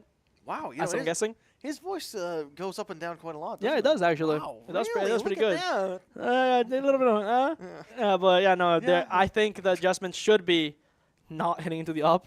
Yeah, unless we can clear him off. True. Unless we speed up on him very quick. Like, we're getting him off the angle perfectly, but the follow-up after he's on site is not getting through. He's getting a pick every time on an entry. I see. Even if he falls afterwards, we got to minimize that first pick out of the chamber. And you know what? Call me crazy for suggesting this, but I feel like the chamber TPs on B is very, very predictable. It's always going to be in that area. So would you honestly go as far as to say force him to TP, and then as he TPs, you throw a raise nade over there? Usually, what I've seen before, a lot of teams do is they force a TP, but we don't have a Brimstone, sadly. So you would fly on him, hinder him, and then Brim ult him. Of course, that'll do the trick. That'll do the trick against pretty much anybody, unless they're a Yoru. Yeah, unless a Yoru. Yeah. But that's why he's so strong. But we'll see if the Conestoga Condors can pull this round in their favor without that amazing duelist. Yeah. Grabber's going to come through the teleport. It's going to see a few members. Yeah, this Behold is not very controlled. Wow. Sam is all the way out, has almost all the side control. Pyro is forced. Whaley comes through. The showstoppers also pop. Claims Pyro. The scan comes through and he will claim Hlu. Salvos and a Nightmare just coming through to try to deny this plant and the site. Sunter gets hit by a stun. Is forced to stay. Narc gets another and it's just falling apart. Perfect spam. Tame gets another and a 1v2. Sam claims the second. 1v1. Both players are full HP. Bomb is down. And Sam, does he know? He saw him. Sam, he crouched at pre-fire, and the round goes the way of UAlbany. What a mess of a round after the initial fight. Wow. We saw a lot of stuff that happened there. As to what stuff happened, I couldn't quite tell you. It was like everybody was using their abilities one after the other. But you know what? That is Valorant. Everyone loves using their abilities, and that was certainly no exception. If we tried to break down what was happening, the Waylay ult, it cleared quite a lot of space for Conestoga, but they weren't able to get that left side of Tube, which, you know what, allowed that Fade to play up as much as they did and get that nasty, nasty Nightmare off. Yeah, if you don't know what I'm talking about, look it up. But that round was the exact definition of the XQC clip when he's playing Valorant. If you don't know what I'm talking about, look it up. And Tristan will claim the first blood on the A site onto Sam, putting us on a 4v5. Not a lot of guns available as Hlu is on a Sheriff.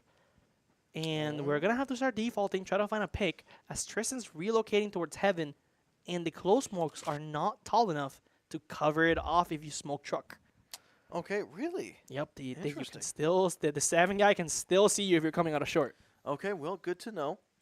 Tamed is, I feel like he wants to get this ult orb, but I don't know if he knows that there's a Waylay, so they're going to... Yep, they see each other. No, they see each other. Yeah. They see each other. Coming back. Waylay plays back as Tristan relocates his scope back towards Shower. And I rotate a little bit of like indecision coming from Pyro. Just seeing if he wants to rotate or not. Conestoga is just freezing, waiting for Albany to go a little insane with the Star of Information. But it seems like UAlbany might have this read that Conestoga is gonna end on A. Tristan, again, as I said, man. up in heaven, might be too strong. Tame gets the flick, picks off Pyro, pushing into the site. Bomb needs to be planted as only 18 seconds remain. They're gonna And tap the it. salvos are gonna be too much. Tame gets dinked, takes a fight. Tristan gets a third. There is no time. The salvos just stall way too much time. The stun. It's too much. Seho util, and Lu falls to the absolute onslaught. Unfortunate from Conestoga. And you know what? Maybe you can correct me if I'm wrong, but I feel like if you're Conestoga in that situation, you want to just take the TP and go A. I think we doubted how many people rotated. You know what? Fair enough. And then it's like, you know what? Maybe we just go for it. But there was just too much. Seho util. Yeah, you know, and I'm surprised that Teo is only starting to come into the spotlight now, because I feel like he's always been very, very potent as a defender and an attacker. I feel like those salvos, they definitely don't tickle when they blow up, and just the amount of time it takes to travel, it can absolutely force you away, especially if you're planting that spike. Yep, 20 seconds left, and he literally full stalled it by himself. Yeah. Tristan is posted up with his op on top truck, but the dog is not going to spot that. He's not drop back. Molly comes through. 5v2 on the bomb side, but we cannot go through. Tristan just has all short, and the rest of the pack of Conestoga is stuck in showers. Tame lives. He survives the original encounter, gets flashed. Sunter capitalizes. Spam. Sunter gets another. Gets the third. Will confirm the round for the Condors. Hopefully, 5v2 as Sunter is currently handing them the round.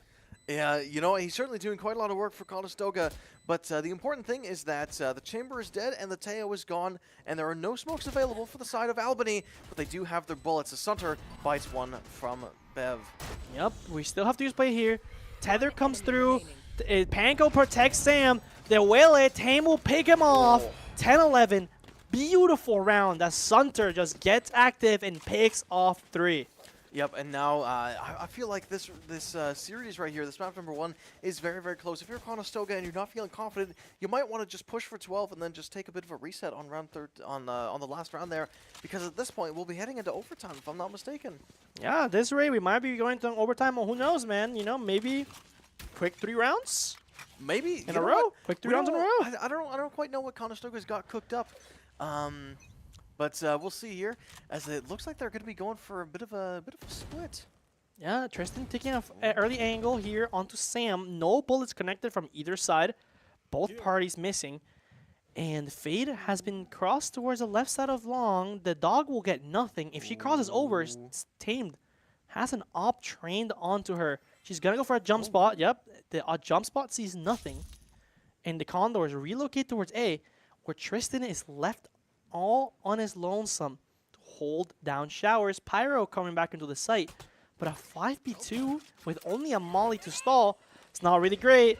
A lot of Yutos coming out. The flash, nade, boombot, double dash, and there should be no stall left besides that molly. Yep, the molly will deny the plant, and now the TP comes through. Perfect fake. Tame claims 1, gets traded, but this will be a free bomb site as Sam picks off Pyro. The salvos are not enough. Potak gets his kill though. His salvo might have not gotten anything, but he picks off Panko. It's not bad. 3v3. The Sunter spam comes through. No connections. Tristan and Potat linking up towards Elbow as they're gonna probably leave Narc to clear CT, but Narc is pretty lit up. There's no full HP over here for the side of UAlbany. The dog gets nothing. And a really good crossfire being played. Teho comes out. Sunter gets another, gets a second. Can he find the third? Does he know? Yes, he does. The nade comes through. Potat's going to be forced to swing. And Halu closes out the round. Beautiful play from the Condors. Bates rotates again and slams into the site. Sunter coming alive in this end of map number 1 to bring the Condors back onto level. Yeah, now we are 11-11. If I'm not mistaken, that's a very lucky number. And one thing that I want to point out from that round is Albany actually pushed up for that B long control. And I'm kind of surprised that Tame did not want to stand strong and try to pick off that fade. Granted, they were jump spotting, and there was a chance that he would get pushed on, but I'm surprised that he did not stay and hold his ground. Yeah, 3 site hit again.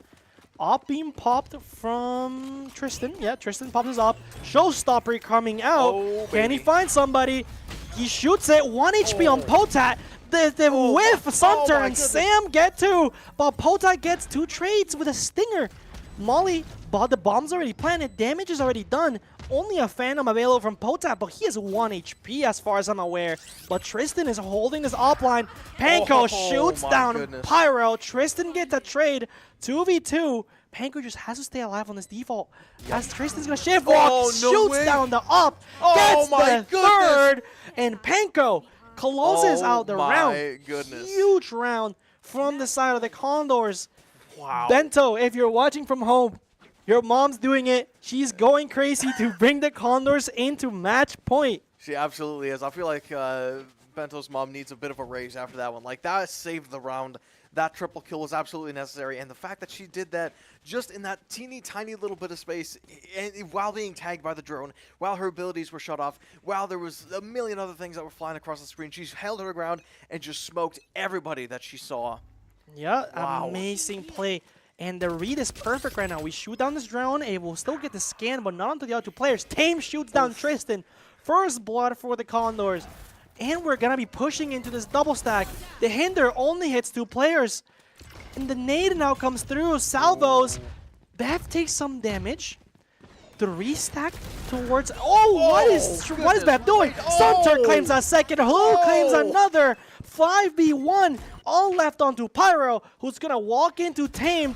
Tame. He misses the shot. okay. 4v1. Do we know? He gets another. we But certainly it's do. too Okay. much.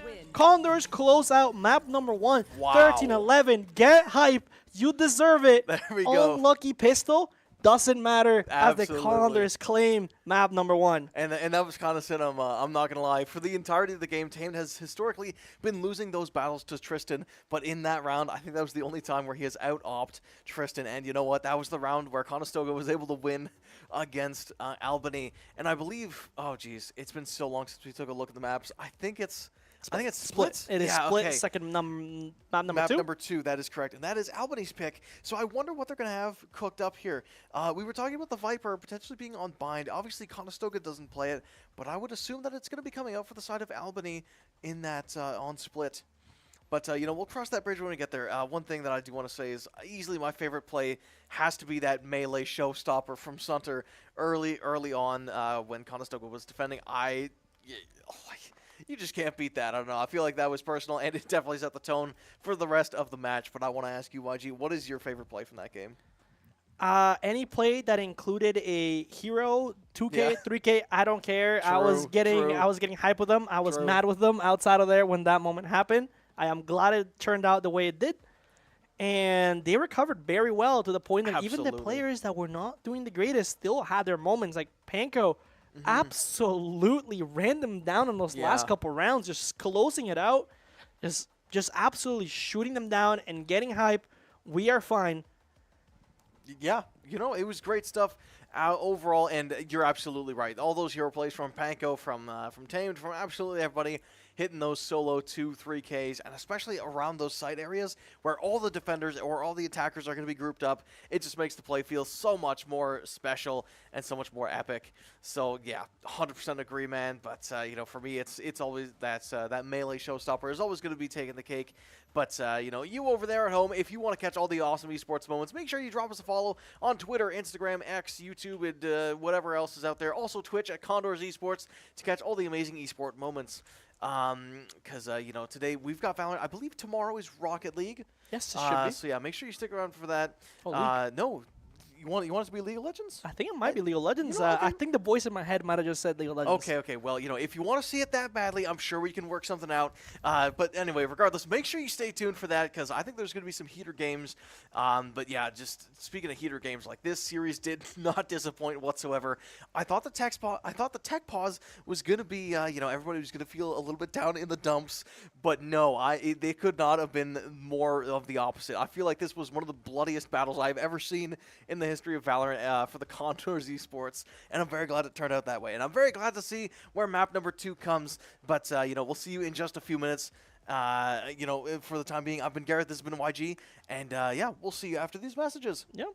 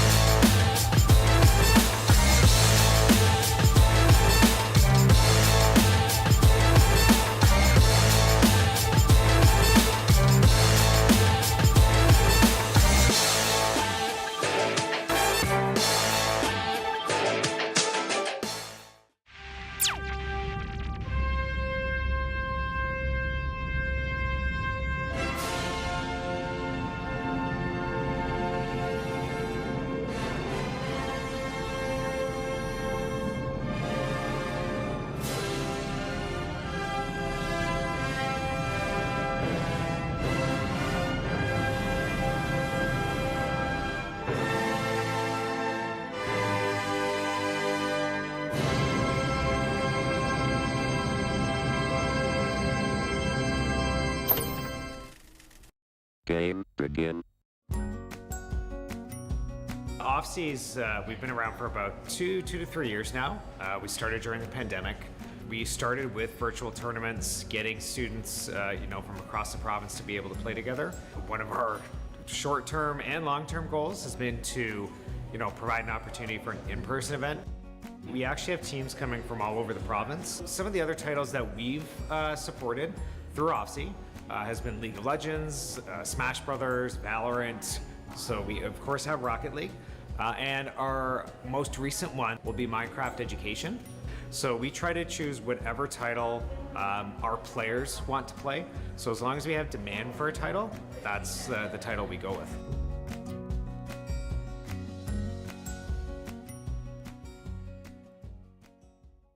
If you watch Counter-Strike, a lot of these terms may be familiar, but if not, let's break down some terminology you'll hear during a Valorant broadcast.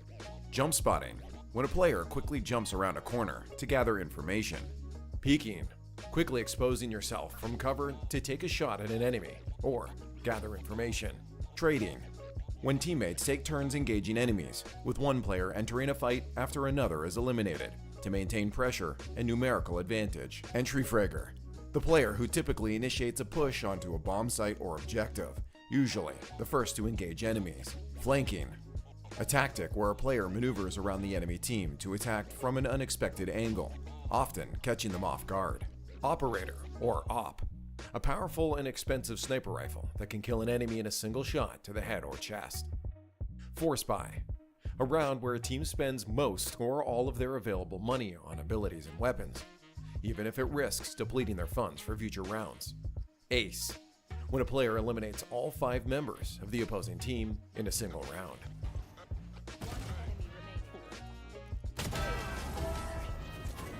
There are many more, but we hope this helps you follow the chaotic battles of Valorant.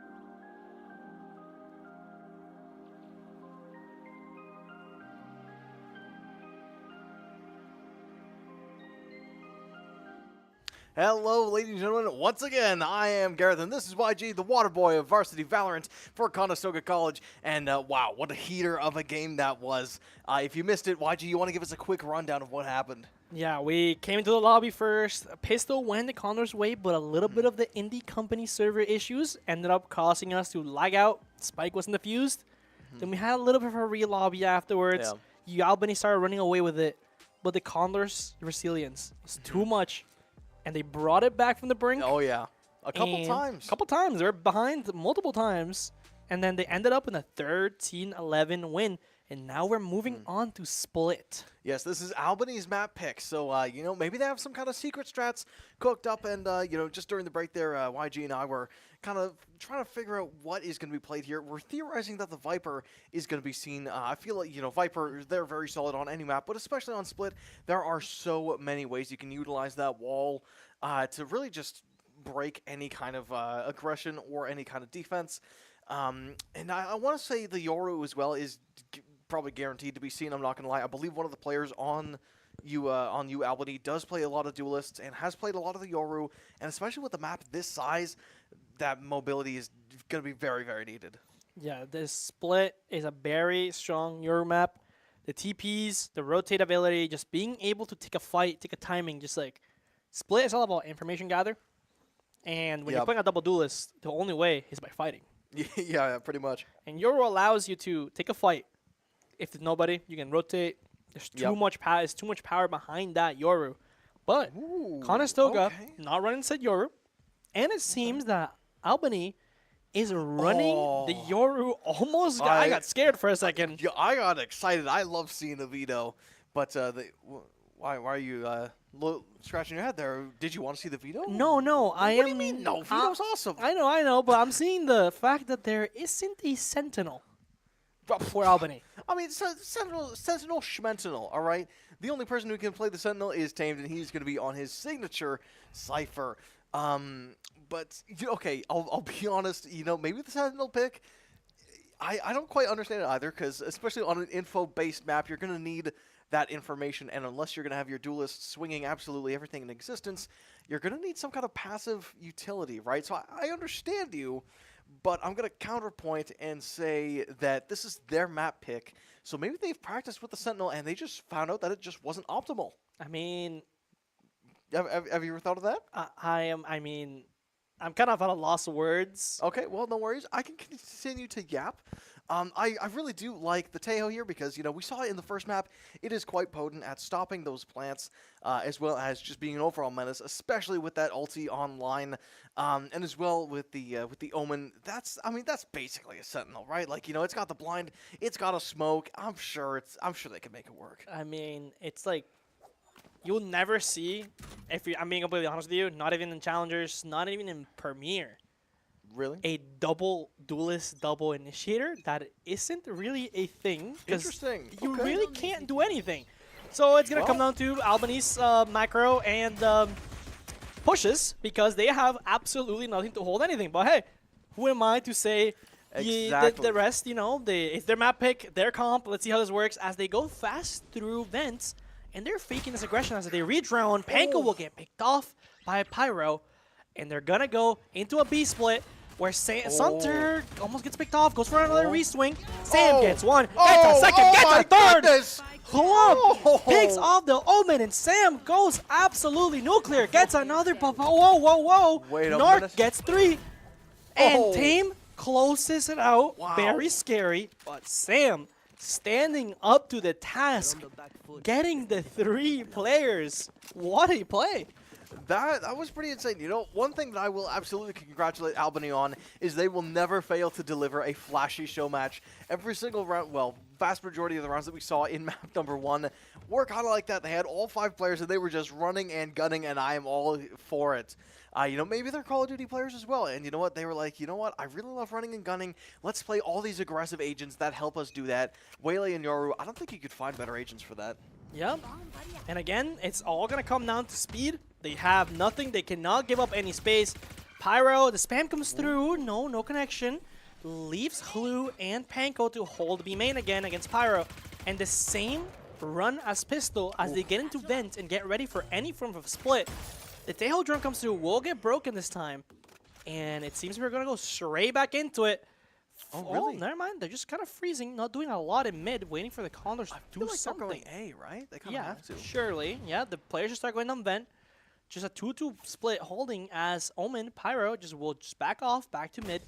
And I don't know. I really don't know what's going on, to be honest. They're going back into B. They're going to re-clear B main as a pack. Oh, okay. I see this now. See, what they wanted to do is that they wanted to bait out everybody util away from Conestoga in garage, and then they want to hit it as 5. The TP, the flash. Panko is going to be in a lot of trouble. He jumps. Okay. Panko's picked off by bad. Pyro. Not bad. And the rotates have to come through. We have to be fast enough. Wele will just take all the space in hell. Sunter, gets picked up by the Guardian. No, sorry, by the Bulldog. And all of Albany is in the bomb site. Okay. Plan will come through. We spot a player in main. Sam takes Potat's head. And now we have a 3v3 retake. Players in the cross. Omen smokes the cross again. And they have to play. Sam picks up another. They have to play the backside. Gets another. Halu gets his 2K. And the Condors recover what looked like a shaky round. Keeping rifles, nothing happened. 2-0 for the Condors. Wowie, that Guardian play from Hlu was deadly. I mean, another very explosive round by Albany, but it looked like there was maybe a little bit of indecisiveness. They were hanging around, not sewers, ropes, whatever you want to call that place, in between A and mid. They were hanging around there for quite a little bit, and I wonder what was going on in their comms. Do you think it's the Sentinel gap? They're like, well, we don't know who's playing where. Yeah, there was a lot of go back. They went back on their own steps a lot. Right. Omen went up mid, then he came back, then he went back up mid, and then he came back. They went vents and they came back. I don't know. I think there might have been a little bit of undecisiveness. But at the end of the day, they got what they wanted, which was bomb. Sam is getting jumped right now, and Halu, but we have 3 players available. A lot of util is being used by the Condors, and that's exactly what Albany wanted. Look at that. As now they go back towards their mid re-clear, and it's going to take a lot of shooting and no util to stop this Albany side. That is very, very true. We are going to be seeing the spike go through spawn, so they definitely want a safe way to deliver the spike to the A site. They are going to show some presence mid. I feel like... Nice from Panko. Picking off Pyro. No smokes available. Sunter picks off 2 in mid. Oh my goodness. Halu gets another and gets a 2K. And we're 3-0 flawless from the Condors. They are still carrying that momentum from the end of the game. That's crazy. 3-0. It feels like an inversion of the first map, I'm not going to lie. Because, if I'm not mistaken, Albany was actually smoking Conestoga for the first 4 or 5 rounds, I think. Yeah, after the pistol went their way, they started rolling them, and then they came back. Wow, and I'm surprised that Conestoga was able to take this one. I feel like it's just Conestoga's patience. I feel like that was something that Kevin was telling them about during those pauses. And I feel like it's really starting to show, because even though Albany is putting so much pressure on these sites, Conestoga is holding steady. They're keeping their crosshairs where they need to be, and they're shooting whenever they need to. Yeah, the issue is right now, well, not an issue for us. The issue for Albany is that they actually technically don't own any part of the map. And that's why you do not do the double duelist, the double initiator. You actually don't own anything. Yeah. Nice shot from Sam. The hinder comes through. Halu gets the trade onto Tristan. And now the remaining players of Albany are all stuck in mid and vents, while Tamed holds the crossfire with a 2-2 hold of B. And Tamed is going to have to hold this, holding this pixel angle. Wow, wait, look at this. Might catch the cross. The shotgun's getting too close, though. It's not comfortable. He sees the barrel. He's waiting. Oh, no. And Potat peeks at an unexpected time, but it's still okay. 4v3. There's only a Bulldog available for the side of UAlbany, and the Condors know where they're going. We have double ults available. Sunter will retake Heaven. No, we will go towards CT. The cabbages are popped. Yep. Follow behind the cabbages. Good move. Good pick from Hu. Another one falls by Sam. Oh, there's only 1 player left, and Conestoga hasn't lost anybody. That's 0 players left, and Conestoga hasn't lost anybody. The economy situation is not looking very good. This hindrance is online for Sam. You know what, that Omen ulti, as useful as it is 3 points off, but that showstopper from Sunter is what I've really got my eyes on. Yep. I wonder if he's going to try for another melee showstopper. Yeah, just look at these kills. Sam and Halu on a heater, 7-1 apiece. with Who already popping his first ult, UAlbany timeout. Okay, fair enough. A lot of adjustments are going to be needed because this main aggression is just not working. Same with the main aggression either. It's really, really not. I do really like the drone from Tejo for the mid aggression. I feel like that is a very stable way, and you know what? The fact that it's so fast and so small, when it's jumping, it's very hard to hit. So I quite like it. Even though it doesn't scan anyone, you can usually tell if there's 1 or 2 people standing there because they will try to shoot the drone. But yeah, like you're saying, it's the mid aggression with multiple people. I feel like you don't want to do that when you have the Raze paint shells, when you have the Omen paranoia, and you have the Waylay concuss. I feel like that's just not a team where you want to be grouped up against because they can very, very easily turn that mid into a chopping block.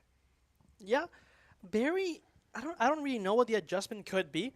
I have never, again, I don't have any experience even watching a comp like this. Really? So it's going to have to come down to them literally hard hitting into a site and praying for the best. Yep. There's not a lot of pumping you can do because, again, the moment they leave a side of the map, they have nothing.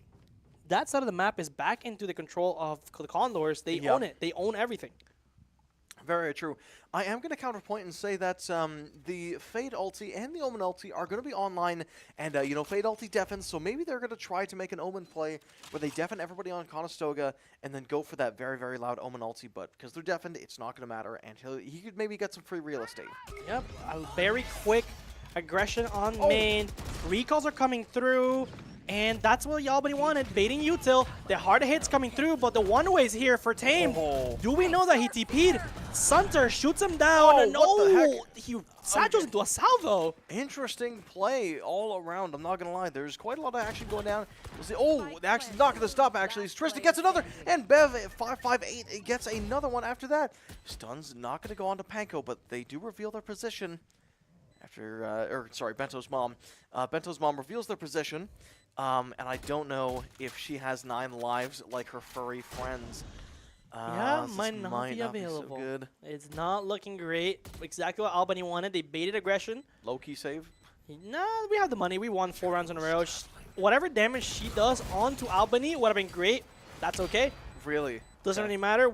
If you see, she has 5,000 in the bank, even after dying. And now it's going to boost up to a nice, healthy 8,000 as now she's spending back onto some guns. Yeah, okay. Eco's not really damaged, but now we have to be wary of this fast aggression from UAlbany that's going to try to bait anything from the Condors because that's all they have.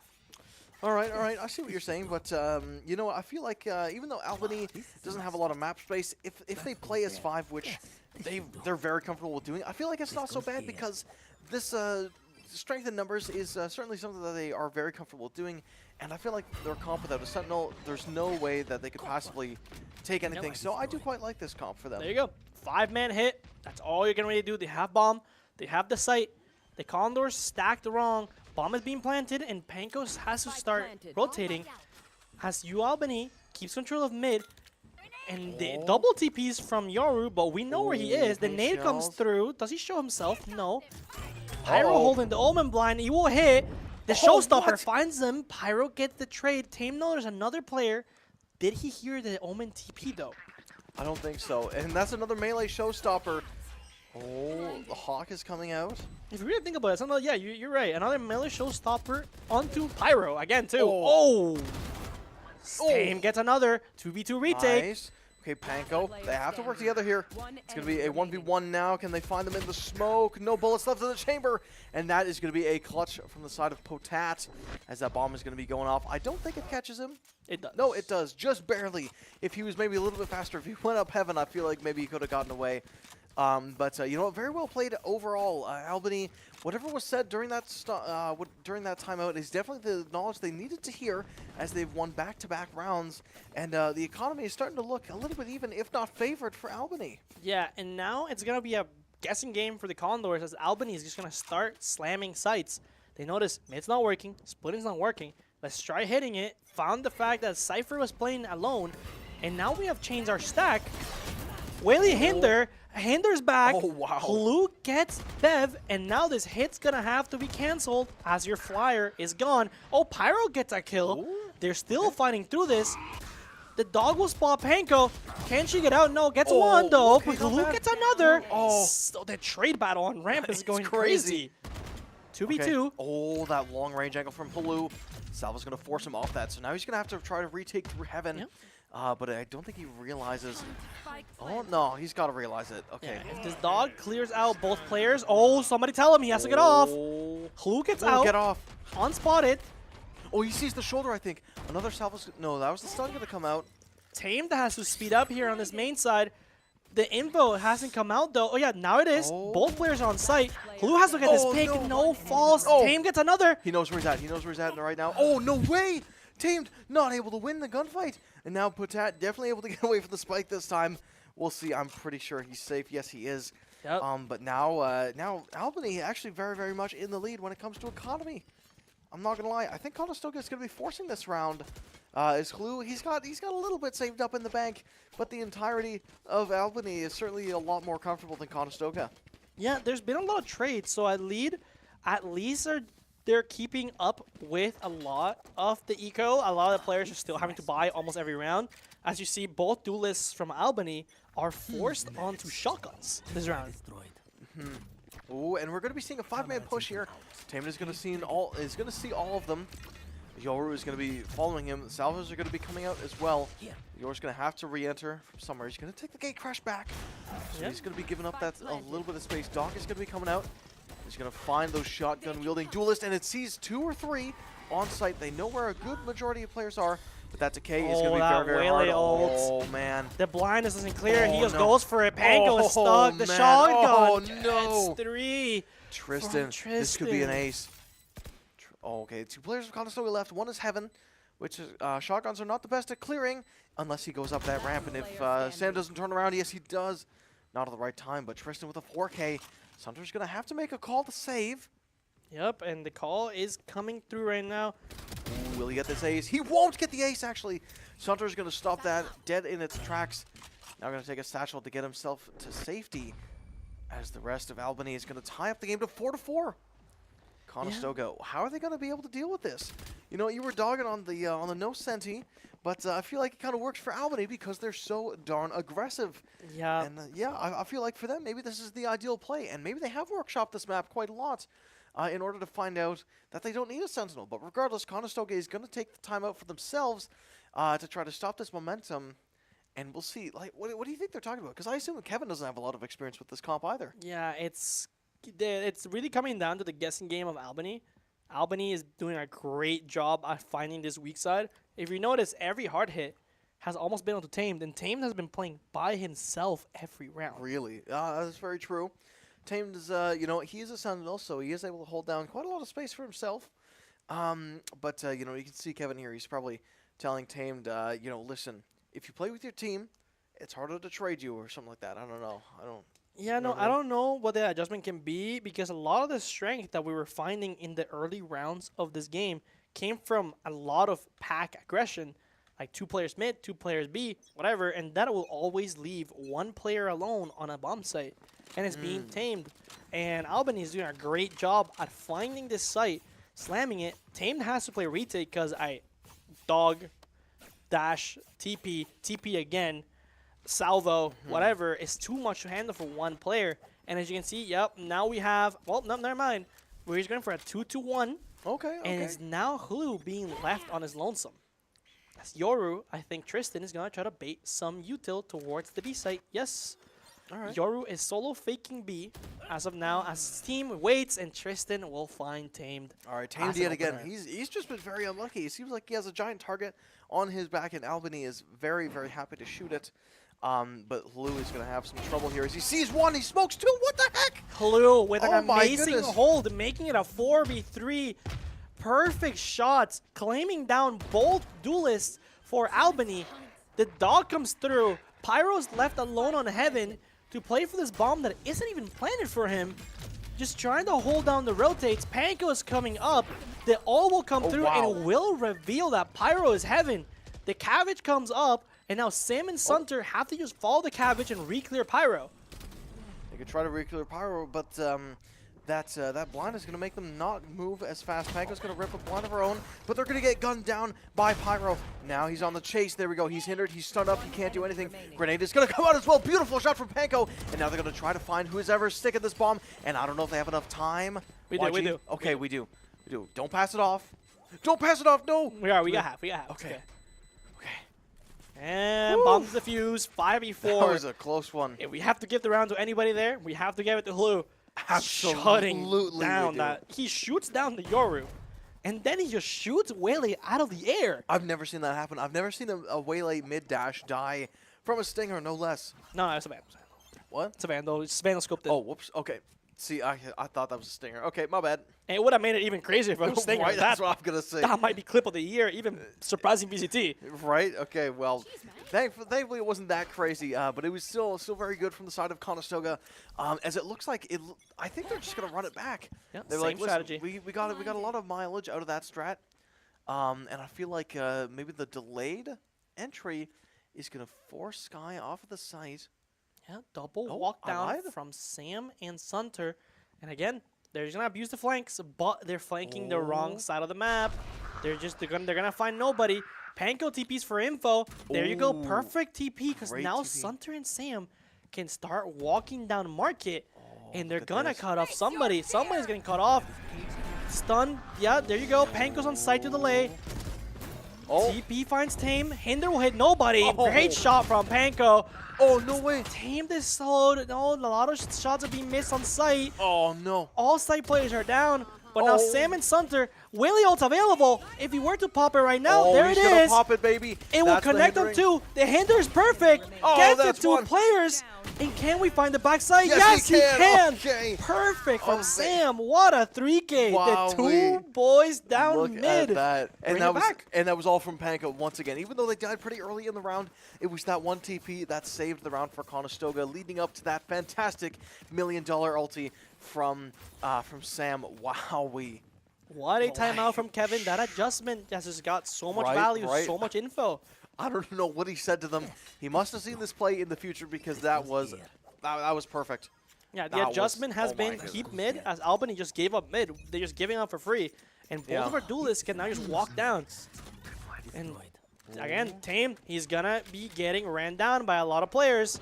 Panko has to hold the blind. Blind comes through. Oh, what Perfect. Connects. Oh, what my a shot goodness. from Panko, shooting down the Tristan with a Bucky. And the rest of Albany left alone. The ult comes through. Yeah. And Oh my spammed. goodness. Call in the firing squad. That's a flawless round for Conestoga. What a beautiful Cypher ult. Yep. But again, Oh the my round, goodness. this one, now we gotta hand it to Panko. Blind to get Right, once Bev again. off. Bev gets full blinded, doesn't know where they are. Then shoots down Yoru as they on-ult with a Bucky behind them. Just flicks, one-taps them, turns around Yep. and is ready to give Yep. Sam support. And then Sam just spams two players through the smoke. Yeah, and it's absolutely crazy because I feel like Albany, similar to their comp from the first map, they've kind of pigeonholed themselves into this one specific playstyle, and I feel like Conestoga now they've just figured out how to play against it, and now it's going to take a lot more innovation from the side of Albany to actually pull this off. Yep, great job from the side of Conestoga. Again, the same fake coming through. They're B-splitting. Team finds the timing. Gets Oh, a no second. way. Can he find a third? Oh. No falls. Panko's here, though. Oh. Gets another. Do they know about the side player? Yes, they do. Oh, my And goodness. Tamed and Panko absolutely run down the Danes, making it an 8-4 half with Sam getting one for themselves. Wowie, and if I'm not mistaken, this is an attacker-sided map? No, it's defensive sided. Okay, well, you know, maybe we just got lucky then. But we'll see. I feel like this no Sentinel comp is going to have a lot more drawbacks now that Albany is on the defending side. Maybe you can fact-check me on that one. Yeah, it's going to be a pretty hard one since Albany just has now that much util on defense. I think maybe that's why they did it. They they have so much. They have flash, Yeah, two yeah. sets of dogs, two sets Fair of enough. flashes, a dash, 3 stuns. It's insane how much they have. But in the moment they guess wrong, It might be reps. I'm not gonna lie. You know, it becomes very easy for Conestoga to kind of play the map how they want to play it and force Albany to adapt or perish. As Waylay's gonna be dashing with that shoddy. Oh goodness. Oh, wait a minute. Sunter! What? Oh my What god. a play! Woo, he caught Pyro! There's no way. Can he get a 4K? He's Oh playing my ring around the God, block. That's crazy. Sunter gets his third. Give him the ace. Give him the ace. Look for it. Somebody. Yeah, it was his 4K as Sam got that opening. Oh my Blue, Panko, and Tame have free sight. Oh and Sunter my gets his goodness. 4K. What a way to play it. All right. We are dying laughing because Nobody knows how that worked, but it did. That is the mini P.E.K.K.A strategy, you know what I mean? Yep. I don't play Clash Royale at all, but I'm sure that Sunter is very, very happy that I called him the mini P.E.K.K.A. You know what? He benches 240 without lifting a finger, and he is absolutely going to be bench pressing his entire team's weight with a 5K in that round. A solo ace, pretty much. Yeah, Wow. basically almost an ace. Was tethered and was able to claim 2 players. Then timing's Omen. They timing each other to do a little bit of a Scooby-Doo chase around the smoke, and then he finally shuts him down. Wowee. It's just cinema. Yep, the Danes have guessed wrong again. Wele and Tristan are going to have to solo hold this. The Hinder comes through. Doesn't connect, but Sam and Sunter is hunting him down. Shots to the smoke. Oh my goodness, they're going in there. What are we doing? Oh, okay, we're not... Whoa, this is way too fast, guys.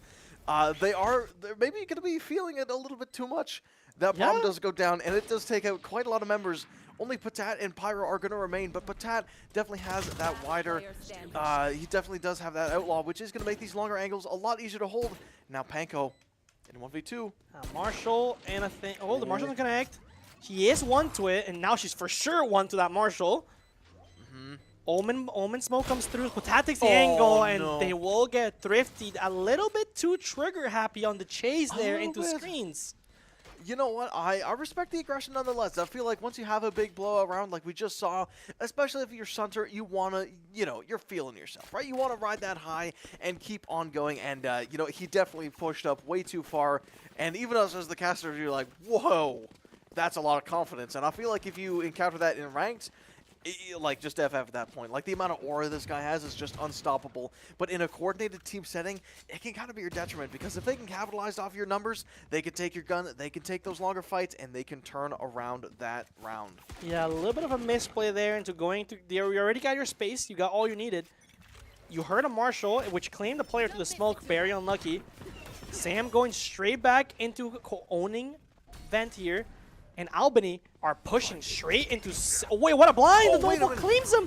Tame gets the trade, though. Salvos. 2 players remaining on Albany. But we have kind of a wrap. And look at the B. Yeah, B's wide open, but there's a lot of gaps that we're just deciding to freeze on. Whaley double dashes, but Tame is just happy to sit in sewer. Okay, and yeah, Tame with the Sheriff. It's a pretty strong hold, honestly. Who's on site? Just take 2 shots and everybody's dead. The only person with heavy armor is Patat, and he's on the wrong side of the map. Tame is actually going to be hearing them rotate, because I don't think they know he's in sewers, and this could be the info that Conestoga needs. A lot of shift walking. Oh, they are walking. Sam has a shorty, though, and can claim Pyro. Perfect play. Do we know of the main player? We do now. We do indeed. And there's 3 main players, actually. Tame is posted up perfectly. Oh, the Patat spotted him. That is so unlucky. But Tame does his damage. He did his damage. Sunter claims 2 with a bandit. Goes for the 3rd. Nade comes through, and Sunter gets his 3K. Showstopper online. Oh my gosh. And the Condors thrifty Albany right back. They're absolutely going to do that. But Sunter now has that Showstopper online. And I feel like there's only one way to play with this Showstopper, and that is to send it mid and just blast whoever you see to Kingdom Come. And we're probably going to be seeing another melee Showstopper. Potentially. Yep. Maybe they're going to take it A, actually, and use it on that Heaven Ramp area. Maybe I lied, and they are going to take it mid. I do not know where this money is coming from, but somehow Albany has almost a full buy and an op. All right, not bad, not bad. They pooled their money together. Whoa. Okay. That's a crazy stack in A. They are. Albany maybe going to find Conestoga on the flank. Yeah, Showstopper will come out. Omen blind will not shoot, and Tristan will get the pick on site. Euro blinds, but Sam, he's right behind them, and he's happy to just run through. No, Pyro gets a shutdown straight back, and now the Condors are just stuck. Almost gets a claim. Tame knows where he is. This TP. Oh, no way. Very, very close there. Spike is maybe not quite going to go down. Wait a minute. Conestoga feeling themselves a little bit too much. We were not holding the planner, and it went really crazy. It's an interesting round. We had to stop after we got the op. We had our space. We didn't need it anymore. It's all good. We reset. Showstopper, Tristan got a lot of value with that op. Very crazy round again. Very unorganized. There's a lot of fighting in places that there shouldn't be fights. Yeah, right. I feel like, it's, okay, we're going to get another tech pause. Maybe we're going to get another indie company situation here from Conestoga. Maybe there was a DC at play. Maybe that's why. Yeah, maybe. Maybe they got sloppy. But whatever it was, let's try to break down that round because much like a lot of the other rounds in this series, it has gone quite fast. I believe what happened is Albany really caught Conestoga off guard with that huge flank from A. Because if you saw, I think it was 3 or 4 of them that were just on A, and they were planning to push through sewers. They did that, and then they were able to catch Conestoga with their pants down, trying to push into that B site. With Conestoga having their push being slowed because they wanted to throw out util to see who is where, but obviously that util didn't land because there's nobody on site. Yeah. And I feel like that was maybe the detriment to Conestoga. They, I think they expect Albany to play their game when in reality Albany is playing their own game, and Conestoga's got to adapt to it. Yeah. It was an original, as you're right, at 1-4 stack, but that Omen TP, not Omen, sorry, Yoro TP came so quick. Like, the moment there was no info on A, that Yoro was posted up on B. And Tristan perfectly gambled which side the Condors were stacking. He aimed at Heaven when he could have been caught with a timing on main. If somebody was main, he's dead. Yep. But caught his timing, shot down the showstopper, and then just gave Albany all the advantage they needed to win that round. Yep. And you know what? I wonder if I wonder if they're maybe talking about how they can use this no sentinel comp to their advantage.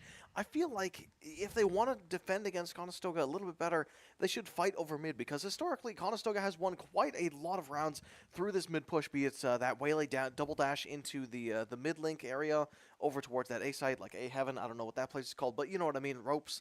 And then they've also been known to head on over onto the left side with that waylay double dash and even that raise double satchel and flush out anybody who's playing on Heaven from the B side. Yeah, they've seemed to be realizing they cannot hold everything.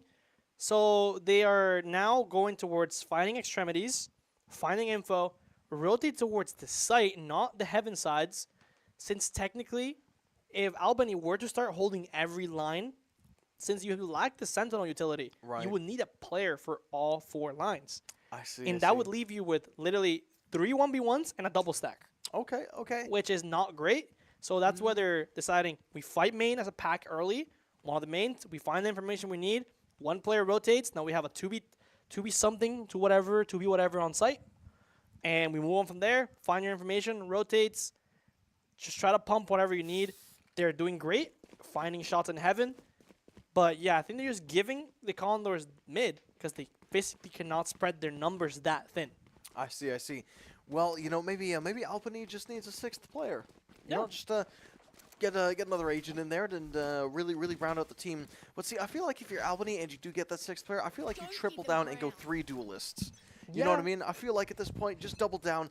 But I'll stop rambling and get back to the plays. The Hawk is going to be coming right out.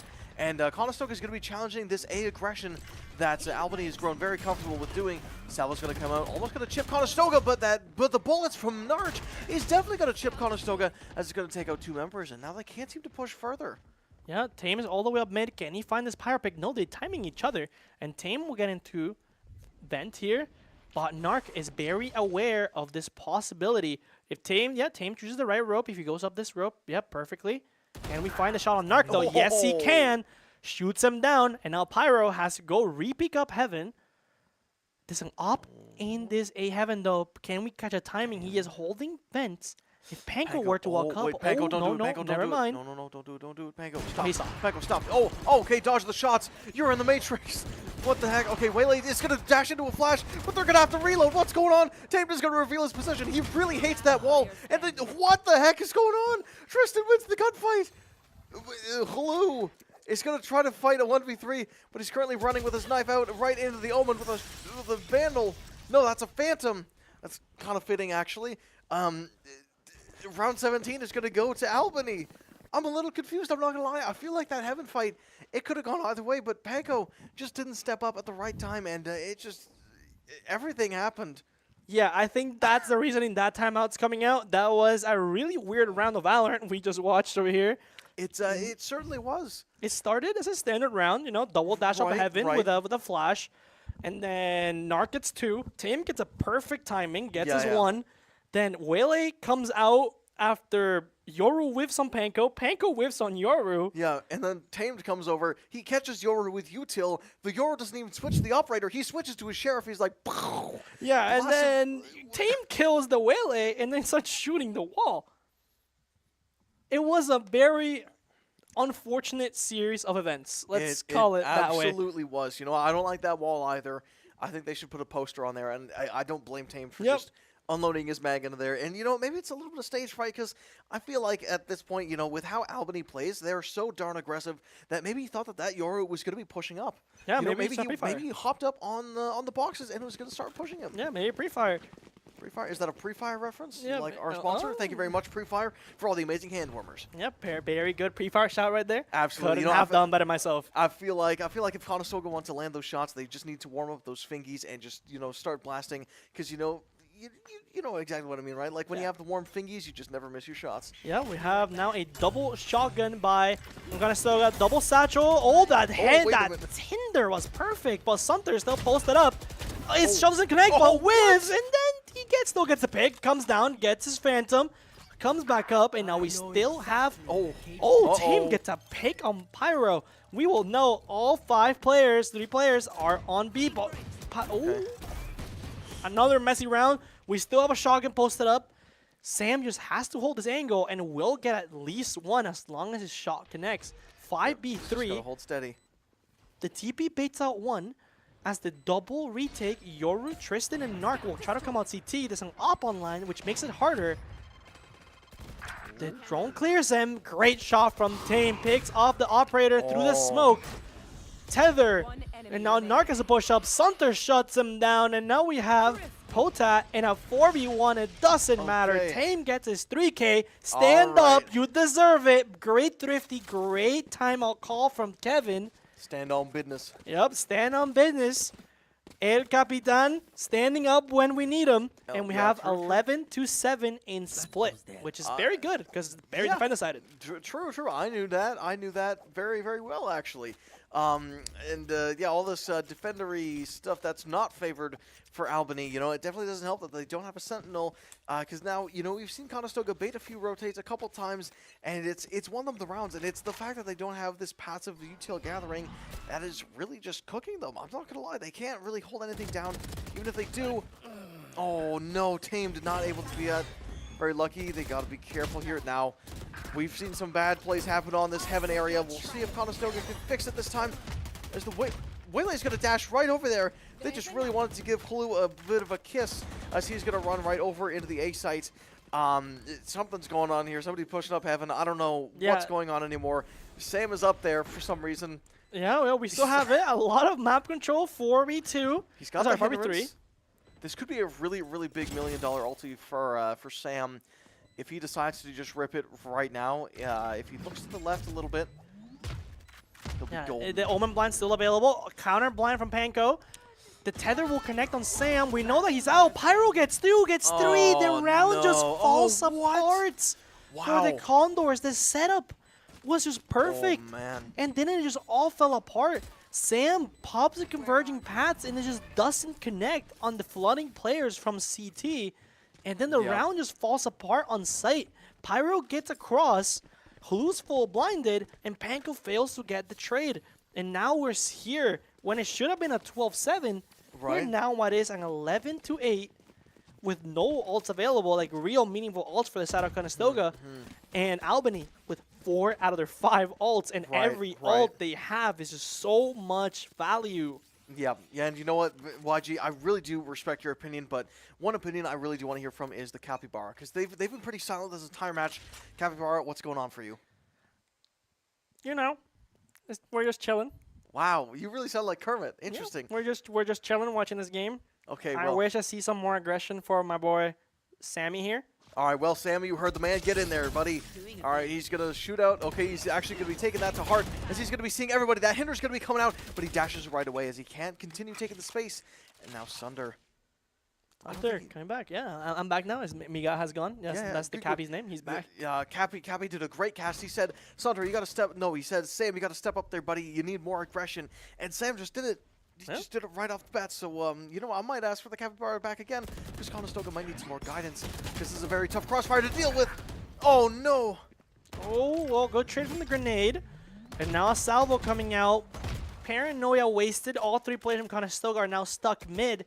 And now we're seeing the fruits of Albany's labor by winning last round. It's looking very shaky. They have the money, and they can just play back now. Now they're doing exactly what I told you before. Now they have the players to spare to hold the 4 lines they need. Yep, you know, it's all about that numbers advantage, and the second they have it, the second it becomes a lot harder for Conestoga to win these rounds. Omen ult is online, though, so maybe they can make a bit of a play with this. Yeah, Omen blind comes through. Pyro will get across. Will we find him? Yes! Hlue gets the kill, but Tristan, too much value. No time here.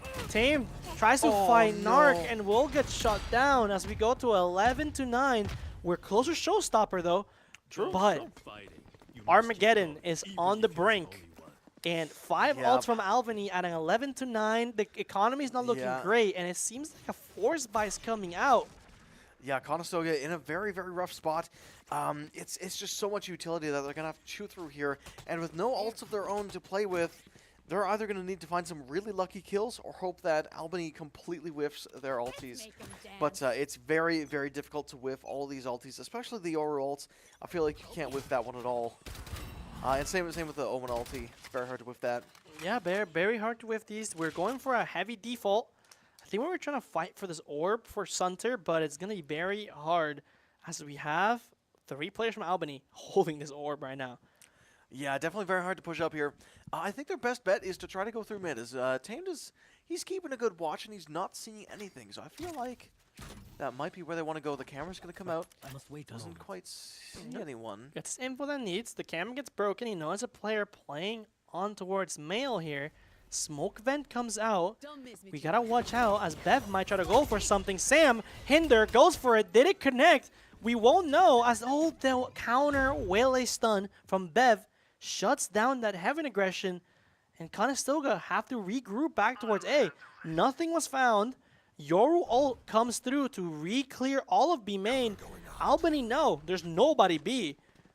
And they're gonna give sight. Yeah, they have all the ults they need and all the stall that's available. Bev is going for a swing. No, misses.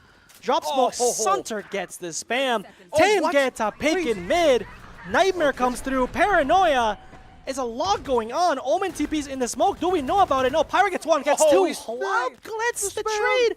4v2. Spike is down. 3v2. Panko and Tame have to hold Hlue's cross.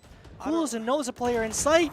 Will he find out? He finds out now. Snub. Is it planted for him? No, it's not. Tame now finds a phantom. The TP. Oh no! Panko maybe you're looking at the wrong time in the wrong place. Tame is going to jump down, and he's going to jump right into the crosshairs of Tristan. And now it's almost going to be tied up as Albany is going to be able to get this defender win. And you know what? They didn't really use any of the super duper big ultis on their team. Just the Fate ult and the Yoru ult. They are expensive, but I feel like the Armageddon and the Hindrance is much more important. Yeah, that was a very rough round to lose after that. Those hero shots being hit. Hlue got the trade. If Sunter, if Tamed and Panko held the crossfire, it's also unlucky. Hlue got timinged. Whatever. Yoru could have been anywhere. Very hard round to lose. That Omen play, Pyro played it perfectly. Side smokes, TPs into his own smoke. Then swings out and claims 2 the What? No way. Allah claims 2 with a collateral. And Yoru happy. Tristan just re-swings. Everybody's 1. Tame gets a pick. Swings into 2. Tame gets another. Panko trades. 2v2. The round might have been salvaged. But now Tristan splitting the 2 remaining Conestoga players. Like Noah with the Red Sea, they cannot cross to each other. It's an outlaw, and they're both 1 HP to it. Yeah, that is very true. And we have to look at this Omen as well, who's, Pyro, who might be taking advantage of the fact that Conestoga is split here. So Tristan, he's going to be pushing up. He might be finding 1 kill. That smoke is going to be cutting him off. He's going to switch to the shoddy. Yeah, we're going to get a crossover to Heaven, and the timing is there. Oh, there's no way. We're in Heaven. And Tristan has no idea If they go through spawn and go hit B, that will be like the greatest pump fake in the history of pump fakes. Oh my god, Tristan's posted up hell. 30 seconds Do left. we clear hell? I think they know. Panko's out of heaven. Whoa, boy, we saw the did they see him? clone. Did they The see him? TPs, and he misses. What the heck's going on? The blood is going to be coming out. He's going to switch to the shotty. It's not going to matter until he gets taken out. But now Panko, they're going to have to try to hold this. No outlaw in hand. Throw some bullets over the. Oh, Panko biting off a little bit more than they could chew as round 22 goes over to Albany. Yeah, that was another heartbreaker. A lot of value out of Tristan early on. Then the recovery was made by Tamed and Panko with those trades. And it just came down to the fact that Tristan, with the shorty, speeds up on Hulu, claims him. And then Panko's just not able to get the transfer. Not enough bullets. You have to be accurate. You can't just go spray. It's over. You know, man, as a wise man once said, I need more bullets. I need more bullets. We needed You more know, bullets indeed. Yeah, you know, that probably gave some of you flashbacks. But anyway, we're gonna see how Conestoga can play this one next, because I feel like that was very, very unfortunate, because the round went to winnable to completely lost in the span of a few seconds. Yeah, showstoppers invested. Oh. It will not connect onto anybody, as all 5 players of Albany are going to be coming over. No, only 4 of them. Blind is here. Yoru Cologne fakes the aggression. And now Pyro is going to throw this blind onto Heaven. And the moment he does, I have a feeling Potat's going to come back. But the command comes through. We're leaning back towards A. We're just waiting in vents. Literally no rifles. Only bandits and sheriffs available. But if these 2 players from Albany were to fall, that's all we will need. Ooh, they might be walking right into the fade, as the hindrance is going to be absolutely beautiful. The pre-fires are not going to matter. Oh, Sam is hindered as well. No Another hindrance of his hinder own. comes out. Double hinder, Oh. and both players in vent are claimed. Tame gets a trade, but it's not gonna matter. Tame gets another. Wait a minute. Wait a minute. He's cooking. Wait, he's 1 what? HP. Yoru is 1. Pyro is even lower, and Tame's just gonna cross, take his timing, just He go just doesn't out. care.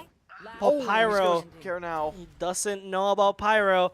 And Albany seems like they're running away with it, and they're gonna be going into match point. The Condors force ball, I do not know if there's enough money in the bank to salvage this in the next round. Surely they can't win this one, right? Like, it's just a stinger. It's a stinger, but if he were to claim Pyro, there's a world there. But the world has Unfortunately, been it's shut not. down by Pyro himself. Unfortunately, it's not this one. So, yeah, as we were saying, the defenders now at match point here. Albany's still very, very strong. Whatever they've been doing in these past few rounds has absolutely been working in their favor. And Conestoga, they're broke.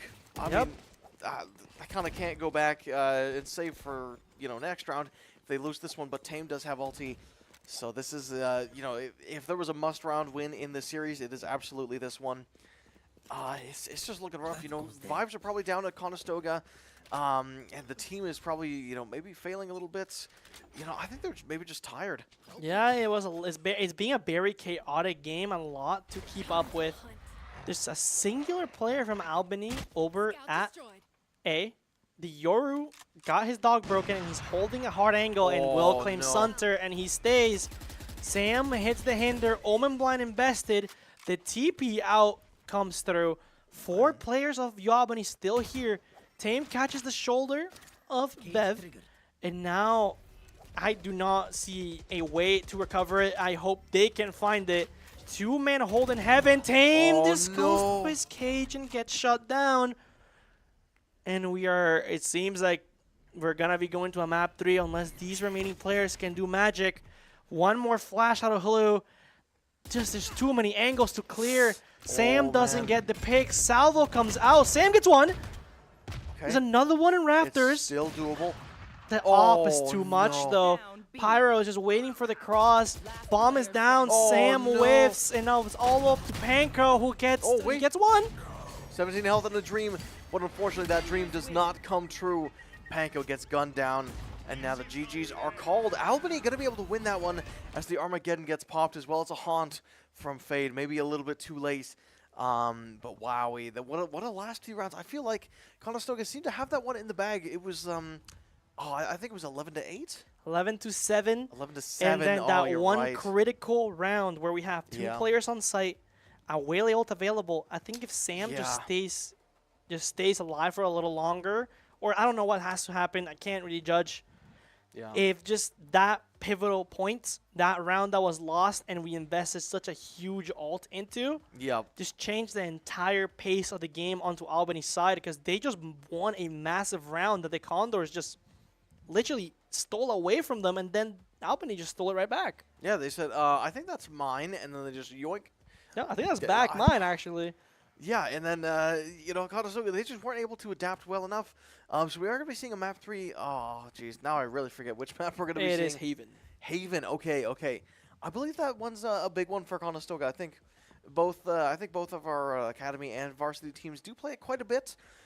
We'll try to draft up the plays, but you over there, don't move a muscle. What I want you to do is I want you to check out Condors Esports on all of your favorite social media channels like YouTube, Twitch, Instagram, and Twitter. And we'll be right back after these messages.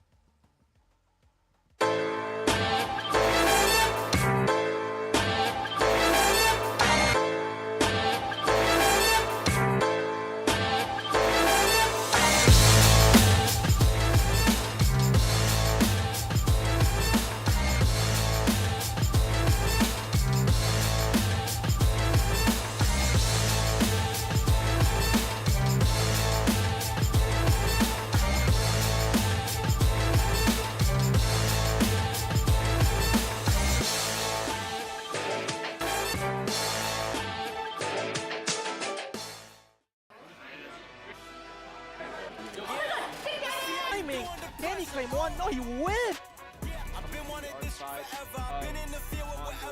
That's 3 of the old guard.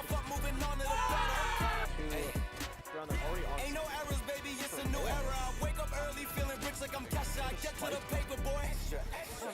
Walk with me, you know that I got it. Dodges it! Free shooting! Still in hand. Now he gets It's all up to you. Yes. Oh my god, 4K! Swift! He can do it! Sick! Wait. No! Ace to win!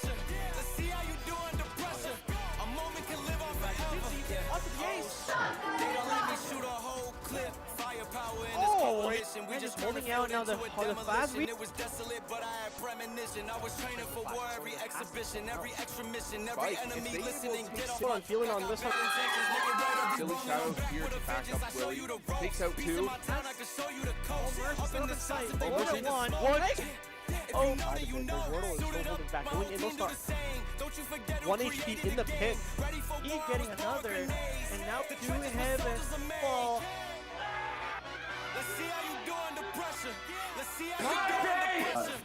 Catch is 1, it's doable. Oh, just to reposition the time screens. Taking out 1. He's going to be able to take out the neck. Vandal, they don't know.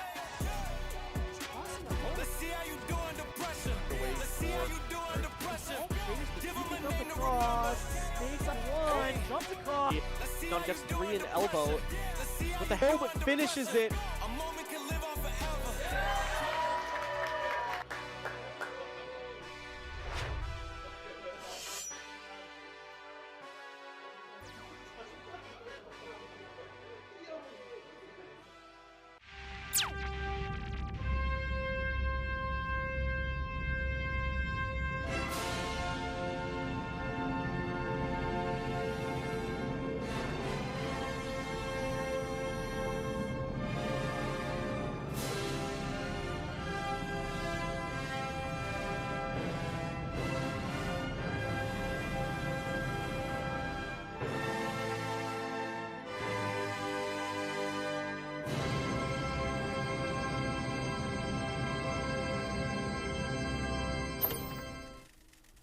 Game begin. Offseas, we've been around for about 2 to 3 years now. We started during the pandemic. We started with virtual tournaments, getting students, from across the province to be able to play together. One of our short-term and long-term goals has been to, provide an opportunity for an in-person event. We actually have teams coming from all over the province. Some of the other titles that we've supported through Offseas has been League of Legends, Smash Brothers, Valorant. So we of course have Rocket League, and our most recent one will be Minecraft Education. So we try to choose whatever title our players want to play. So as long as we have demand for a title, that's the title we go with.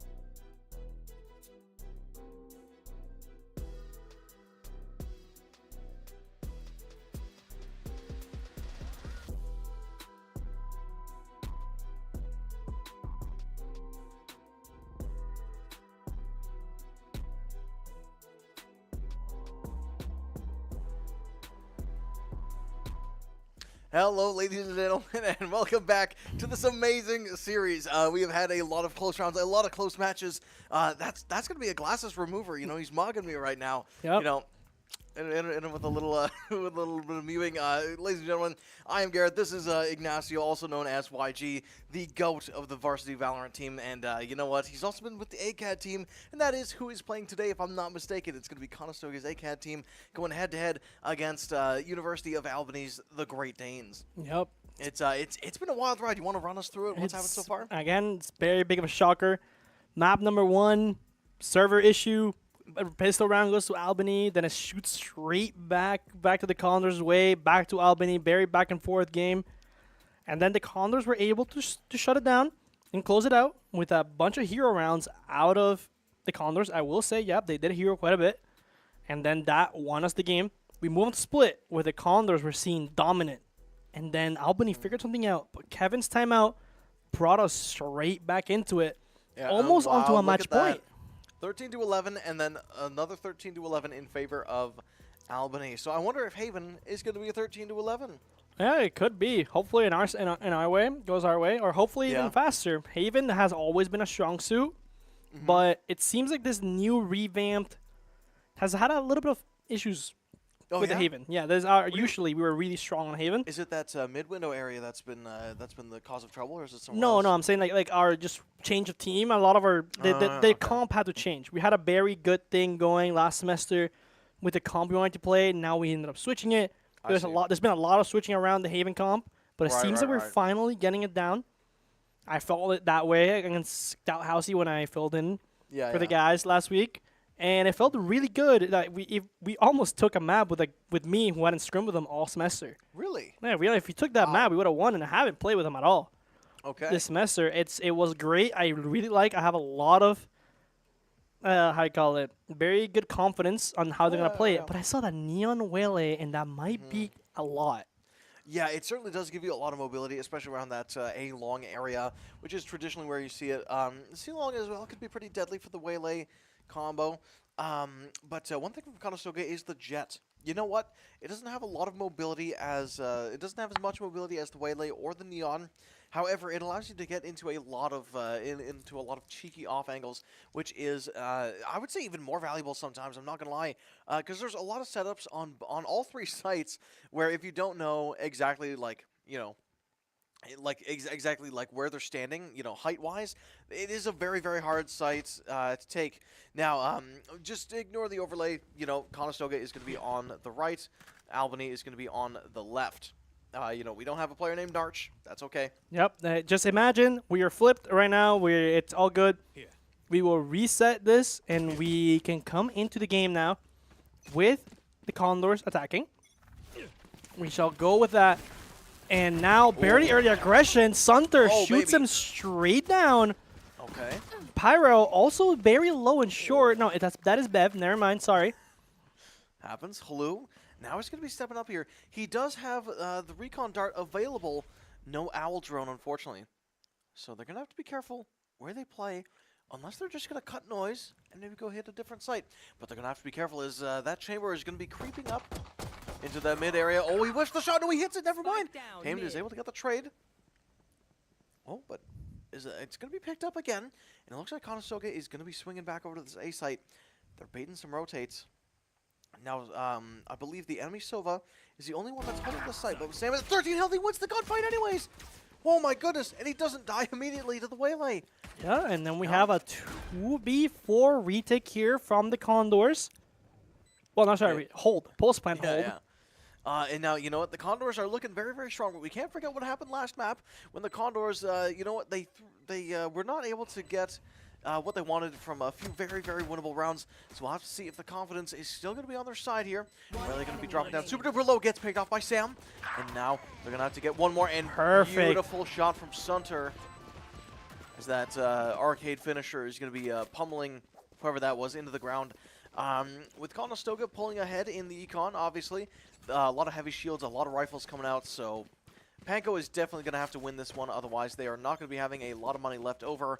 Jet also going to be investing into that Guardian, potentially an Outlaw, but I do like the Guardian a little more, as it looks like they're going to be playing through garage doors, so that Guardian is going to allow them to spam through those double doors with ease, as well as pick off the player in CT. And it's also pretty good for sight. Shoot through those boxes. That Silver Recon dart as well. There goes the dart, doesn't get broken. So they know garage is clear. There's a lot of space taking from the side of UAlbany. Let's see Cubby. Oh, that Tristan gets picked up by Sunter, and Clue gets the pick on long. Very clean stuff. And now Sunter's still fighting Pyro in this garage. They're just going to run in. Oh, no, they're slowing it down a little bit. Oh, and now some shots are being hit. Sam gets one. The trade comes through from Bev. 4v2.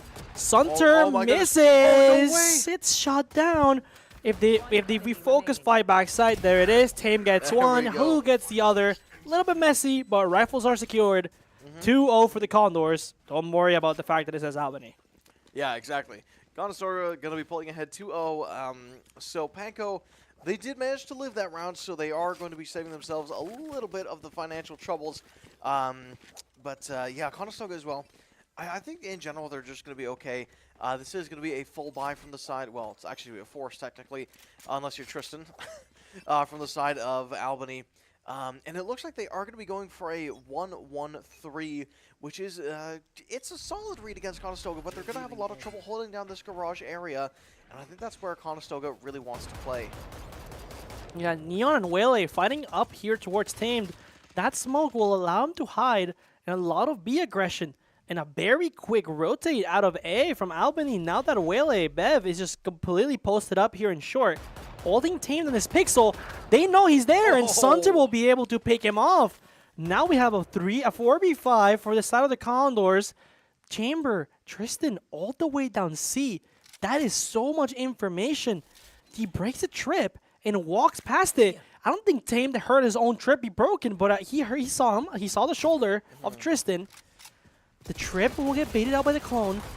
And the spam from Lou. We have a 3v4. Sam gets another. And now we have a 4v2 for the side of the Condors. Great stuff all around, and honestly, I really love that clone bait coming out from the side of Conestoga because it triggered the chamber chip. It triggered the chamber trip, and then obviously the chamber wanted to swing off that because you never want to waste util, but that was their biggest mistake as the firing squad was right there in garage, ready to take his head clean off, and Panko is going to take off the sniper. So Narch is going to lose that outlaw. Now they're going to have to try to make a play. They see them, and they're going to blast them through the wall with Panko once again, making full use of this Guardian. Yeah, perfect round from the Condors. Again, remember, it is currently flipped. But we have a 3-0. Very strong stuff being shown in this first couple rounds. And it's looking straight like the start of Split. It is indeed looking a lot like Split, but I'm hoping it doesn't end up like Split. I'm hoping that Conestoga can keep this momentum and just continue going and pushing that forward. You know, as a wise, very, very, very wise man once said, Haven is all about starving the opponent for information. And you know what? I think Conestoga's done a very good job, but I'm wondering if this is more of a defender-sided map. It's very much almost like whoever's on site kind of situation again. Okay. So it's usually attacker-sided because you can bait, rotate, and leave a very weak opposite side of the map. But right now, Albany just going to push this trip, and Sam will pick off one. Does he know about the other? Yes, Panko picks off the other. Potat is left up to Bev, who takes a shot with a Marshall, will not connect, and they are left on their lonesome. They have to play a retake or playback site. She takes a peek, takes Tame's head off clean, and now we have a 3v3. Not a lot of confidence going in the site anymore from the side of Conestoga. As UAlbany retake, they have the site.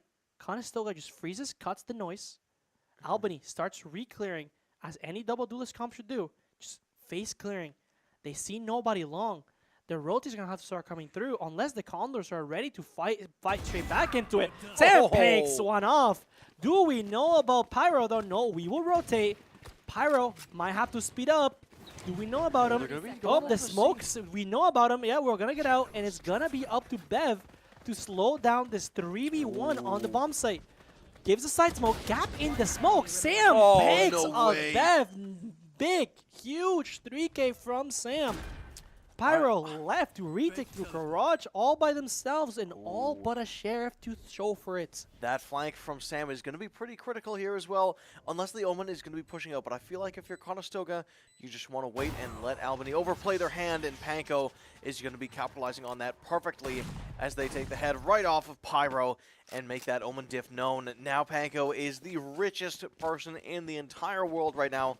9,000 credits to her name, so she's going to have to spend some of that money, you know, spread the wealth, spread the love, and, you know, maybe pick up some catnip for her cats, especially Bento, because he's very special. Yeah, Bento, the mascot for Academy. 4-0 for the Condors. Don't mind the UI. We are coming into a fast 4-1 split towards C, hitting straight into Tristan's operator, but it will not matter as Sam's ultimate will find his op. He's gonna stay on it, but we smoke front. We find Omen. If the spams are good, we could kill him. There it is. Blue takes the head off clean. Sunter gets another, gets the third. And we have all of sight. UAlbany falls to Sam now too. Narc is dead, and Bev didn't even get to rotate before their entire team was already down. That's going to be a plant. Okay, they are going to be able to find a kill from it, so Sunter is going to be feeling a little too confident. He is going to go down. That Sova did have an Odin, but we'll get to that later. There we go. Tamed with a great flank. Is able to shove those daggers and eventually the sword right down Bev's face. Yep. And yeah, honestly, looking good for Conestoga, 5-0. But I do want to bring, I just want to bring it back for the last map, which Conestoga was 5-0, and then it all kind of went downhill from there. So we'll see if Conestoga can get a 6-0 score. I feel like they'll be quite happy. Yeah, last time that op was the starter of Doom. It begun that come down, like it just couldn't do anything. The op was getting too much value. But here, we shut down the op in the moment it came online, which is absolutely huge for the Condors. Now, Potat posted up with a judge, with Bev walking down mid, and Jump Spot will find them. We know where he is, forced to recall, as two players from Albany are walked down C. Tame knows it, the spam comes through. We don't know about Pyro though. And if this A hit comes through, the drone re-clears. We still don't know about Potat in short. I think we're gonna go into a C re-clear. Yes, we are. We're just gonna walk back, re-clear the space they took, or are we gonna go into garage? I feel like they kind of have to, because it's very hard to cover. It's very hard to clear out the start of C long there. Yep, there it is. I stand corrected. Sunter's going to be taking out. Oh, we don't know about Pyro though. We don't know about Pyro. Oh, wait, now we do. What an updraft! Baits out Pyro's monumental trigger discipline and shuts it down. Oh, Bev is on site, and I don't think we know. Doesn't matter. Sunter shoots them down. Tame has the timing, misses. It is still a 5v2. The Condors are just perfectly reading the Danes. Tame takes a timing, gets one, gets the second, and puts us onto a 6-0 score. All right, Tame was able to break that. Curse with Conestoga pulling very, very far ahead. I think everybody's starting to max out on credits. Yep. So, and you know what? For the side of Albany, they are not going to be maxing out on credits, but Tristan is still quite rich, so he's going to be the sugar daddy, probably buying some guns for his teammates. He does have that ulti online, so that is going to be a free weapon for him. And so he's the timeout comes through for the side of Albany. Yep, it has to be Albany. They're getting absolutely rolled right now. There's not a lot that they can do right now.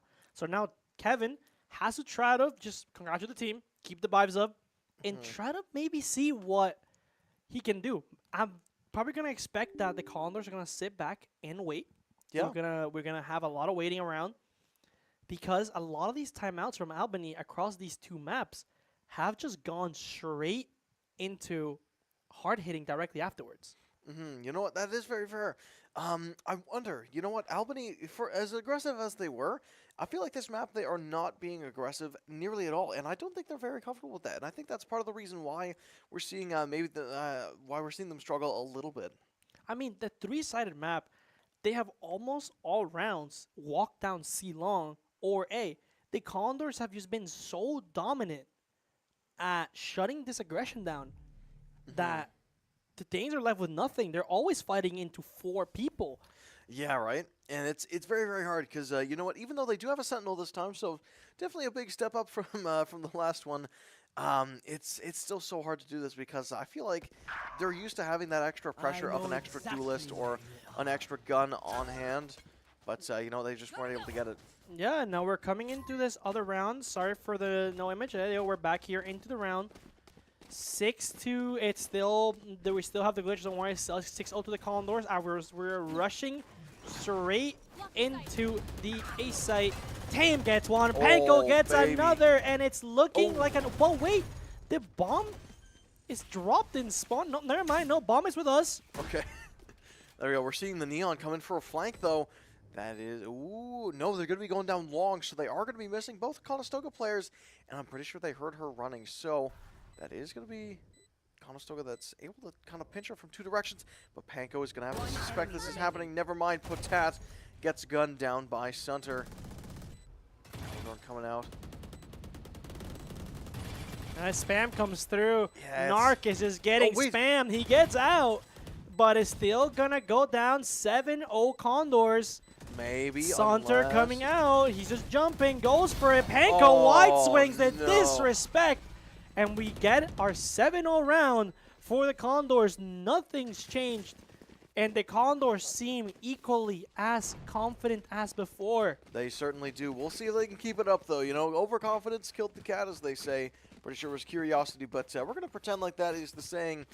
Conestoga, you know, even though they're in such a lead, at the end of the day, Valorant, when that half switches, it doesn't matter how much of an economic lead you had, you will always be on even footing. And I think that's something that Conestoga needs to know. They can't disrespect too much, because if they start disrespecting too much, they will start making some overconfident plays. Wait, there's a heavy walk down. Here we have it. Yeah, there you go. The little fix from our production team. Thank you, boys, in there. And now we are having another walk down. Sunter just spamming straight through. Neon, Potat, Tristan gets shut down by Panko. Free A site. But look at that 5v3. Yeah, Neon's getting a lot of info, but Sunter seems to be aware. He is checking window and will shut him down. We know about this aggression. Panko is gonna TPC. The Condors currently have the entirety of UAlbany's number right now. There we go. Full read ahead. Okay, Pyro going to be able to strike back against Tame. Is able to take one out, as well as a very, very important ulti. I don't know if Conestoga really needed the ulti, but you know, any economic damage they can deal at this point is very much welcomed. That spike is taken down. Panko, he's going to be running into a couple, but from behind, Sunter is walking around with that Odin, and it is not going to be very forgiving. There we go. Sam gets the 2K to bring us onto an 8-0 for this side of Conestoga. Fantastic recon bolt by Hlu there. I think it just scanned literally everybody on the map. And I think it might have been the reason why they won that round. Conestoga going to start throwing their guns over the sides. They don't really want those because, you know, they have the better skins over here. So this is actually a very advanced tactic where if you throw your guns over towards the dragon will actually come down and it will burn up your enemies. So I do respect the offering play, and you know they can go for it. They do have a substantial lead with the economy. So it makes sense why they're going to be risking it. Sunter goes for a peek and will pick up Tristan.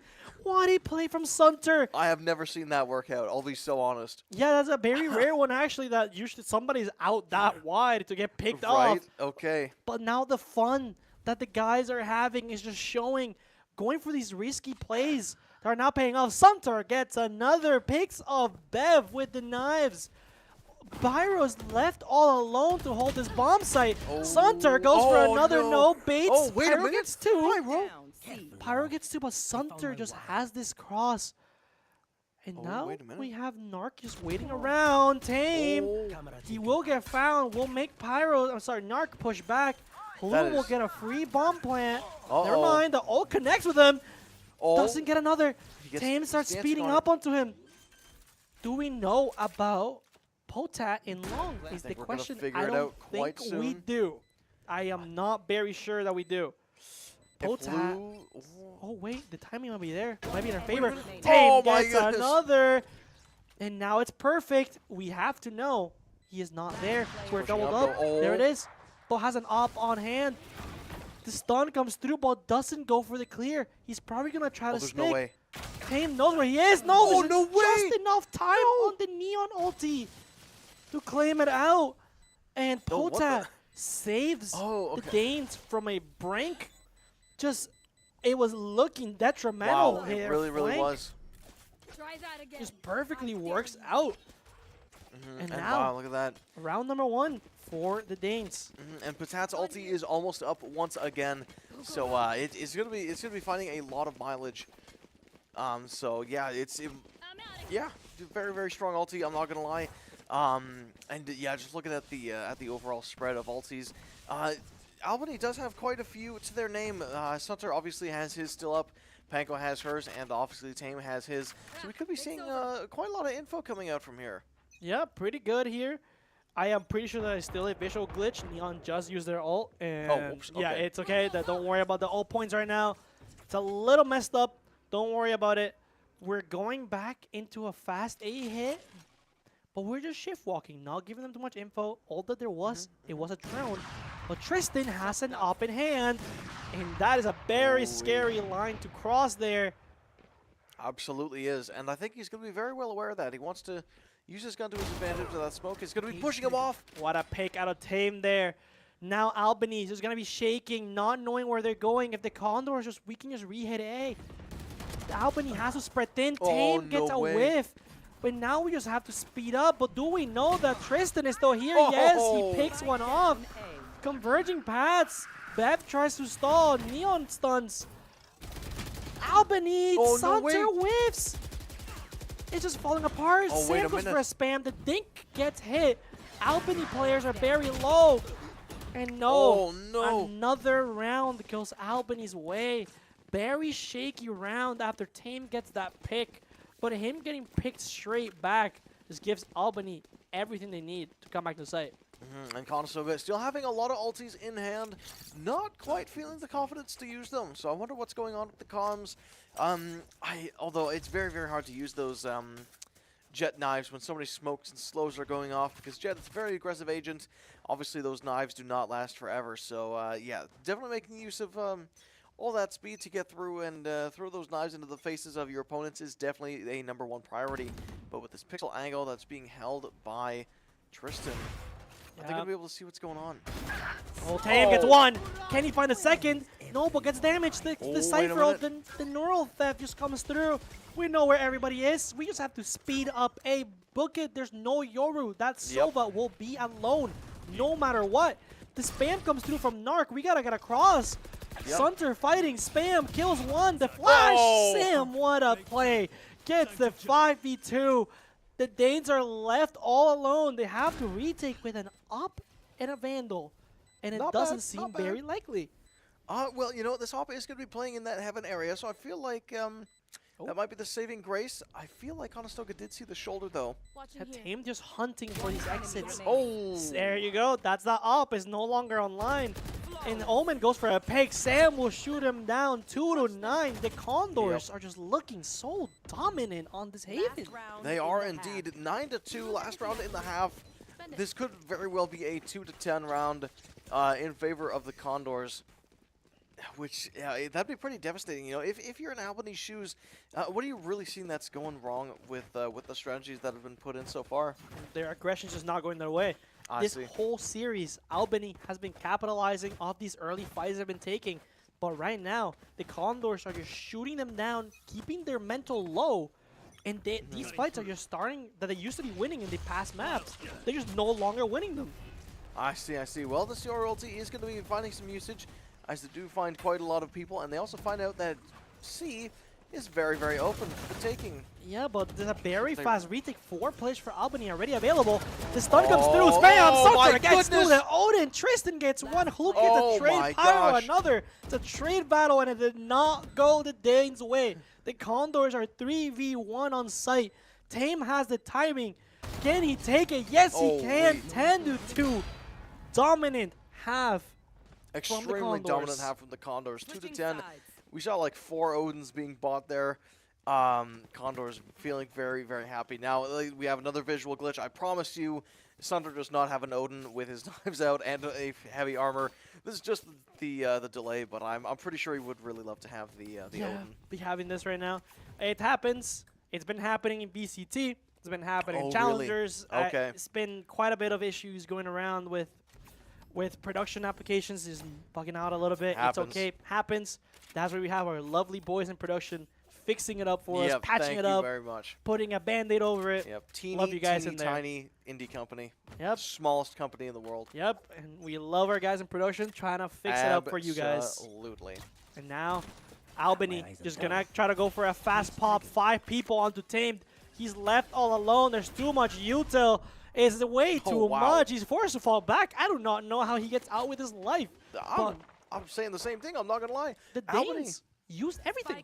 They absolutely did. And you know what? They're going back to their roots a little bit here by just full sending it, 5 members, hitting one site. Whoa. It worked in round 1, and Pyro going to be finding a bit of a timing.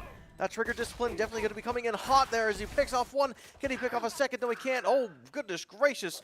Conestoga falters a little bit, and 2 people go down in the span of 2 seconds.